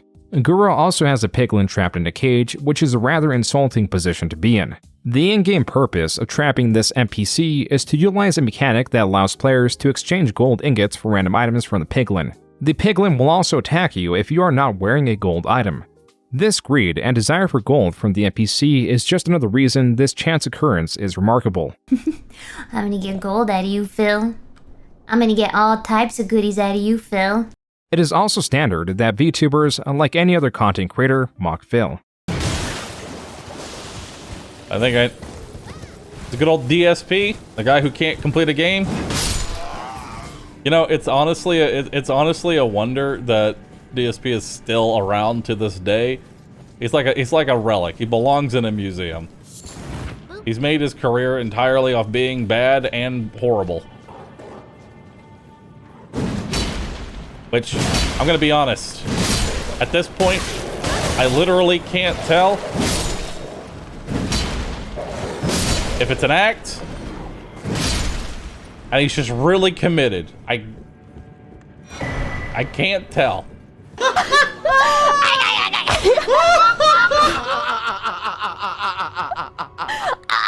do you even do that? But that's the problem with DSP, is he blames everybody else for his problems instead of just recognizing the problem and then seeking a resolution for it. Alright. The most viral category was by far a comparison video titled Cute Anime Girl vs. Disgruntled Old Man. What are these? A bunch of little balls? That's a lot of balls. What are we doing with these balls? Gonna scoop them? Can we grab them? Yes, we can. Are we making like a... There's... Huh? like a excavator? Are we just putting all the balls in here or something? Once again, I'm just supposed to magically know what we're doing, even though the game has absolutely no explanation for anything. I see. While the VTuber properly solves a puzzle with the items laid out, Phil bumbles through and solves it in the wrong and most difficult way, effectively introducing himself to a new audience. Clip that one, you sons of bitches! Wow, that was a really ingeniously thought out puzzle, wasn't it? This, without doubt, funneled more people into the rabbit hole that is DSP. And there will be many more to come, because Phil announced that he abandoned the 10-year plan of trying to get a regular job to one where he's trying to diversify himself online. But what the 10-year plan has essentially evolved into is within 10 years, diversify myself enough on the internet that now I'm not just the gamer guy anymore, right? Now I'm known for other things, right? You can watch my podcast, you can come to a React event, you could see Phil do other shit and not even care about the gameplay, and that's all well and good. There was a major refocusing on Phil's image via a greater focus on his request of donations. Reddit post after popular Reddit post, discussion of Phil's ungratefulness and constant requests for donations were on an uptick. In October, it was found that in 8 hours, within 6 tweets, Phil was constantly petitioning for more money. Even moments where he got some goodwill were instantly tossed aside. Like this React stream where Phil finally reacts to the 2015 John Rambo podcast. A criticism within this podcast is how Phil monetizes everything. And since this React was a goal and Phil wanted to avoid proving John Rambo right, he states this. And I have actively decided that today, since I will be doing this React event, that I am not monetizing it at all. There will be no advertisements on this stream. There are no advertisements on these on-demand videos on YouTube at all. This multi-hour long stream was not monetized. But the next day, Phil pops on and says this. The only times that I monetized anything that entire day when I did a 12-hour marathon was the pre-stream and a Feasting with the King video. Sadly, that didn't really do much. So effectively, that was kind of a dead day for me when it comes to business, which is fine. I was expecting that. But today, what I was hoping is that there would be a rallying on my streams of people to come and support, and it didn't happen. In fact, today was an abnormally slow day, even for a weekend. This is where Phil was at. Similarly, there was a very important keyword. Slowest. This is very important because typing it into PicPigGo shows that the word is primarily used in one way. Every time I play it, it ends up being the slowest stream of the week when it comes to support, and it's always my slowest night, you know? In conclusion, Earthbound, it was one of the slowest streams I've ever done, which really sucks. This is one of the slowest days I've had in months. The Call of Duty stream today was one of the slowest streams I've done in ages. I don't know what happened there. Support of the stream was always hit or miss. Sometimes it'd be one of the slowest streams I ever did in a week. Now, this was never really a secret. It was just being discussed more because Phil didn't care to mask it, and the tips tracker would not allow him to form a more complex excuse for why he needed more money. The discussion of Phil eventually found its way to Critical Stream, which came secondary to the discussion of a different creator. Obviously, I want to finish it, you know, but I toughed it out for you guys tonight, and I got nothing out of it. He then goes on to say, like, he doesn't even know if he'll be able to afford Gotham Knights on Friday because no one has donated enough, and he's not sure if they'll donate enough tomorrow. If Phil's objective was to reimagine himself, he was doing a rather poor job of it. And in the middle of all this, he made a terrible mistake. Well, hello everyone, and welcome to the Daily Wrap. On Phil's desk was his phone. On his phone was a rather familiar-looking layout. As was quickly pieced together, Phil was logged into WWE Champions. The game he states he did not play since 2018 because they were a waste of time and money. Time after time, Phil lied about not playing WWE Champions but was finally caught in this lie. This did have a silver lining. His screen was too far off to make out a name, and so while it's irrefutably confirmed that Phil was actively playing it, Phil was now stating that he was playing it under a different account and that he wasn't the infamous Down from the Rafters. This had reached a state that existing evidence hardly did anything. Most were already convinced that Phil had a mobile gaming addiction, and those unwilling to engage with the evidence were already unreachable in their misplaced trust of Phil, who lives in contradiction. I guess for some people, honesty is not the best policy. To some people, lie, I guess. I don't know. You have to be a moron. I'm sorry. I mean, how dumb can you be to not understand that being honest about something, right, is the right thing to do? Oh my God, something happened with Jasper. I could completely lie to you guys to try to get sympathy and make money. I'm not gonna fucking do that. I'm gonna be honest and upfront with you. I'm not gonna ever lie to you and tell you things that aren't true, because I'm not that kind of person. But for some people, that's not good enough, I guess. The truth. I work for more Whatever. Clinic. I Fuck came those here to people. help you. We know you're spreading the plague. Phil lies so much, it is hard to know what is fake or fact. His bankruptcy files remain king due to them being legal forms. Then you have lesser evidence like the Discord screenshots or even the bank leaks that could theoretically be faked, but the coordination and dedication would make these chances minuscule. Yet Phil gravitates more towards wild theories himself as a way to overrepresent them and paint the detractor community poorly as a way to also dismiss the valid criticism. And this somewhat works with his fans who have been doxxed, are people with disabilities, are socially inept, or are just lonely. Yeah. I think he has autism, and this is coming from someone who has it, because I've got a low level of autism, Asperger's, which formerly called as that is. And I think I donated him because I've been following him for so long. I don't want to say he felt like a friend, but I felt like some kind of weird, like this is someone I've known. I don't really know him, but this is someone I've known. The only person I really followed on YouTube for so long, and I felt some kind of attachment, like a buddy in a sense. And I thought, oh, my buddy's in trouble. I should help him out, you know. These people exist within every creator's community, but with Phil, that's virtually his entire fanbase. Phil once did have a diverse viewer base, but as his infamy grew and his content stagnated, the only thing he offered is consistency. That really means nothing when levied against other content creators. But consistency to someone who is different is what keeps Phil online. To these people, Phil is very interactive. He is a friend. Or in just the perspective of his content, he is reliable and he is consistent. They have ingrained a habit of watching Phil's content into their daily lives for the past 15 years. The harassment and constant doxing by trolls does scare some of them away, but other times it may strengthen their attachment to Phil. And attachment is a very strong thing, because when Phil says he is in need, they're willing to help out. Have you ever donated any money to Phil? Yeah, I mean, I say over the past 5 years, it's probably about $400. I followed a lot of content creators, but the thing is, I don't support them with money. Now that I'm thinking about it, I've never once supported any of them with not even a subscription. I think Phil's the only one I've ever subscribed to. I never thought this out loud or even thought about it, so just now I've never donated to any of them. These interviews are not entirely representative of Phil's fanbase, as there were only a handful willing to reach out. Others were in fear of exposing themselves. There are, however, endless examples of Phil turning fans into ex-fans. In the best case scenario, you get people like gamer Jay Lee, who was only a fan and mod of Phil for a period in the early 2010s. These people may comment or joke about Phil, but rarely take it beyond that. Because I didn't want to basically cause drama, I silently just removed myself as a mod and left. And every once in a while, I'll take jabs at him whenever he does something wrong. Now, am I going to do the fucked up stuff that some detractor channels do? No. Despite Gamer Jay Lee being fairly unengaged, Phil will try to make Gamer Jay Lee seem incredible.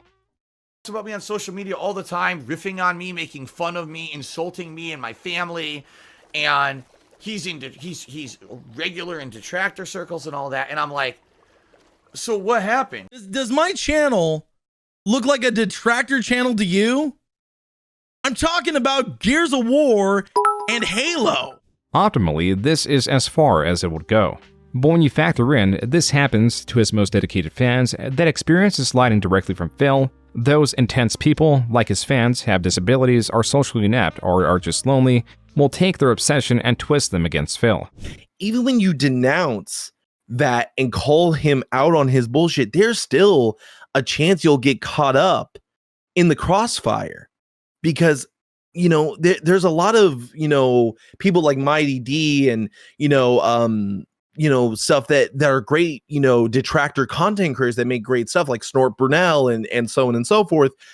But then there's the mentally deranged ones. And I got to say that they are mentally fucking disturbed. The way they will take this and twist it to try and basically do life ruination. Even for people that denounce Phil, it's disturbing. This is how you get people that swat him, dox his fans, DDoS his internet, mess with his internet as an alleged employee of Comcast, sleep with his sister-in-law, contact Phil's father to expose Phil, and totes doxing Phil's neighbors and anyone around him as an achievement. What's more, if Phil is several thousand miles away from his family, has long lost connection with friends, and that single only personal refuge is his wife, means his personality curtails around these people. And being in the middle of the vortex, as it is called, means that his words carry much weight from appreciation towards his fans or hate towards his enemies. This has been Phil's life for the past decade and has made him a dull knife. That's why the Side-Scroller's interview was catastrophic for Phil. Keeping in mind that Phil will only allow himself to be interviewed by those that are not knowledgeable of his expansive history, he accepted an interview by Stuttering Craig, a co-founder of Screw Attack that has gravitated towards podcast-style shows and gaming coverage. Stuttering Craig was not very familiar with Phil, and as with anyone covering Phil, he was bombarded by messages of people trying to inform him of what kind of person Phil is. As a response, Craig was trying to temper expectations, and while he would do research for the interview, Craig was making it clear that he was not interviewing Phil with a pre-established stance or to destroy Phil's image. There are some people who won't be happy unless I just bring DarkSydePhil to his knees crying and bawling, and it's like they're going insane. Like they are insane. Phil has put out guidelines and Craig has paid Phil. What are you talking about? What? It's amazing. Craig's lack of commitment towards hating Phil was causing the more paranoid detractors to develop theories. Craig's confusion towards these unsubstantiated theories brought even more paranoia into the mix. At one point, a user even just doxed Craig, quote, just in case something sketchy happens, unquote. And then the interview came. Live to around 2,000 people, Stuttering Craig and Adam Krigler introduced themselves before introducing Phil. So I guess with all that said, let's get into this. I'm excited to bring on DarkSydePhil. Phil, how are you? Holy crap.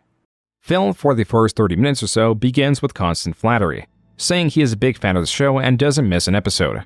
While the hosts are appreciative of Phil's words, it's clear they are not swayed by them. As Phil tries to use his time online as expertise, his statements are being challenged. When you've been around as long as me, you realize you get people from all over the world and for different reasons. If I were to But are they sticking? Are they staying though? Because you know, if you have 500 people come in and they're just kind of coming out, that's actually bad for the algorithm. That's bad. You want people to stay and subscribe. A big part of Phil wanting to reimagine himself is to get away from controversial jokes about race, or even just conversation about his finances. Phil likely didn't know that the host had evidence of Phil still doing both, which is when the tone of the interview starkly changed. But I want to bring up, like, there's still jokes that are made that that don't necessarily, like, they don't fit today. And I want to play one for you really quick and just kind of get your reaction to this. Okay, so this is yeah. So you know where this is going, and I want to watch this so we all understand what's going on here. Make this quick. All right, boys, prepare the slave trade. We're selling her right off for profit. Put the kid in the vehicle. Stay with her. That's right, she's too valuable to escape. She's worth lots of money. Phil tried to grasp at anything to defend himself, stating that it was out of context, that the girl's race wasn't even a factor he considered when he made the joke, and that in today's standards, that joke is somewhat acceptable. None of Phil's rhetoric was convincing.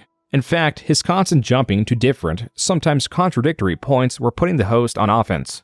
The $5,000 business expense thing has been talked about by your detractors quite a bit. They say, what could you possibly be spending $5,000 on? Look, Expenses that a tax attorney wants to know you're spending every month? Geez. Your mortgage, because if you work from home, I guess that's part of it. I don't know. Again, I'm not a tax guy, but you cost your mortgage. All of your utility bills that apply to you operating the business. Hold on, Phil, you've been doing this for 17 years and you don't know what your business expenses are? You don't know what you get tax write-offs on and stuff? I mean, like... Specifically? No, I don't. Phil was pleading ignorance. He pretended to act confused in what his business expenses are, when Phil clearly stated in the Bankruptcy 341 meeting exactly what his business expenses are.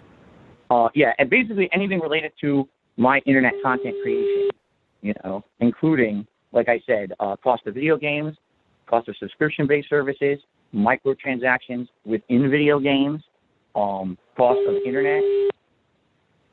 Phil successfully convinced the host that he was unaware of what was categorized as business expense, and so the conversation moved on. Do you currently still play WWE Champions? Yes. With Phil's admittance that he still plays WWE Champions, but not as the Down the Raptors account everyone claims he is, the conversation then moved to the bank leaks, which is something Phil had always skirted. According to these leaks, there have been dozens, hundreds of transactions to the Apple Store. Many over hundreds of dollars that had been there. Were those your transactions? No. Phil finally had a statement on the bank leaks. Here, he pivoted from stating that the bank leaks were not accurate, that they were related to the identity theft, then to that the bank leaks were not him at all and were entirely manufactured. None of Phil's statements throughout this entire interview were very convincing. But Craig quickly thought of a way to try to prove some of this. Find this, but just confidentially between us, will you send me a screenshot of your account, of your WWE account, and just so I personally, I will not share your name to anybody, but just between us. Man, I have to think about and vouch for you. I would put out. Yeah, and I will vouch for you either way. I have to think about what kind of risk that. I don't want to say. Here's the thing, I'll consider it, but I can't agree to it yet. I have to see what's the risk. Before Phil could fully commit to sending a screenshot of his WWE Champions account, his internet cut out. I'm gonna circle back with you on Phil. Phil, you still there? You look like you're frozen. Did we lose him? I hope not. With Phil gone, even for just about 5 minutes, the offer to send the screenshots was off the table as he could have created or manufactured a fake account. Another consequence of Phil's short disappearance was that the host had Keemstar join in the place of Phil. Keemstar was particularly relevant, not so much for the drama that was going on between him and Phil, but because Keemstar was trying to launch a new podcast known as the LOLCOW Podcast, and was previously trying to get Phil on board with a $50,000 deal that as long as Phil joined, the same deal would be extended to the other two potential co-hosts. So the conversation was not so much about Phil and Keemstar, though there was plenty of that, it was about the money. It was that though Phil constantly petitions for donations, he would not accept a deal that provides what would normally be life-changing money. The algorithm sent his live stream in my feed, so I tune into it. And I'm telling you, the minute I tuned in, I saw Phil begging for money to pay rent and utilities, and I just lost it in his chat. I'm like, I cannot believe that you're doing this right now. 2 weeks ago, I was trying to get a hold of you, offering you the greatest opportunity you've ever been offered in your entire career. The LOLCOW podcast was eventually made without Phil's attendance, and without the $50,000 offer to the other two co-hosts, which also turned them against Phil. There is some speculation that Phil refused the $50,000 because if he openly received such a large sum, he would not be able to pretend to be in such a rough spot financially. However, that is not entirely the case, as the dedication of his fans is underestimated. So if it came out true that Phil was addicted to that one app, because I don't know if it is, right? I'm trying to find what's going on, and I can't find anyone saying anything solid. Pretty much there's no solid evidence that proves anything 100%. But if it did come out, would it not change anything for you? I mean, I feel a bit hurt because he does often say I'm low on money this month and all that. So, but you'd still probably watch him, or just you'd be disappointed, is what I'm understanding. Yeah. And that's where Phil currently is. He is in a place of changing hate and admiration that to certain degrees are both undeserved. He rants for hours on end to deaf ears and exists to be mocked. He has what would be anyone else's dream job, but in his case, it's a nightmare. His donations are only decreasing as fans are rarely gained, and enemies are constantly swelling in ranks. Phil is touted for his survivability online when compared to other creators. But the truth is, he has made so many enemies of content creators, his channel was bound to statistically outlive some of them. He has made possibly over $1 million, yet has nothing to show for it, and is now uploading multi-hour-long videos daily for pennies. He has practically nothing to show for anything. There is only hate, contempt, and displeasure. And being that the only people that interact with him daily, sans his wife, are those utterly obsessed with his life, Phil will continue to curtail his personality around these people who do not represent a healthy reality, as he continues to hold on to what shred of his online career he can grasp.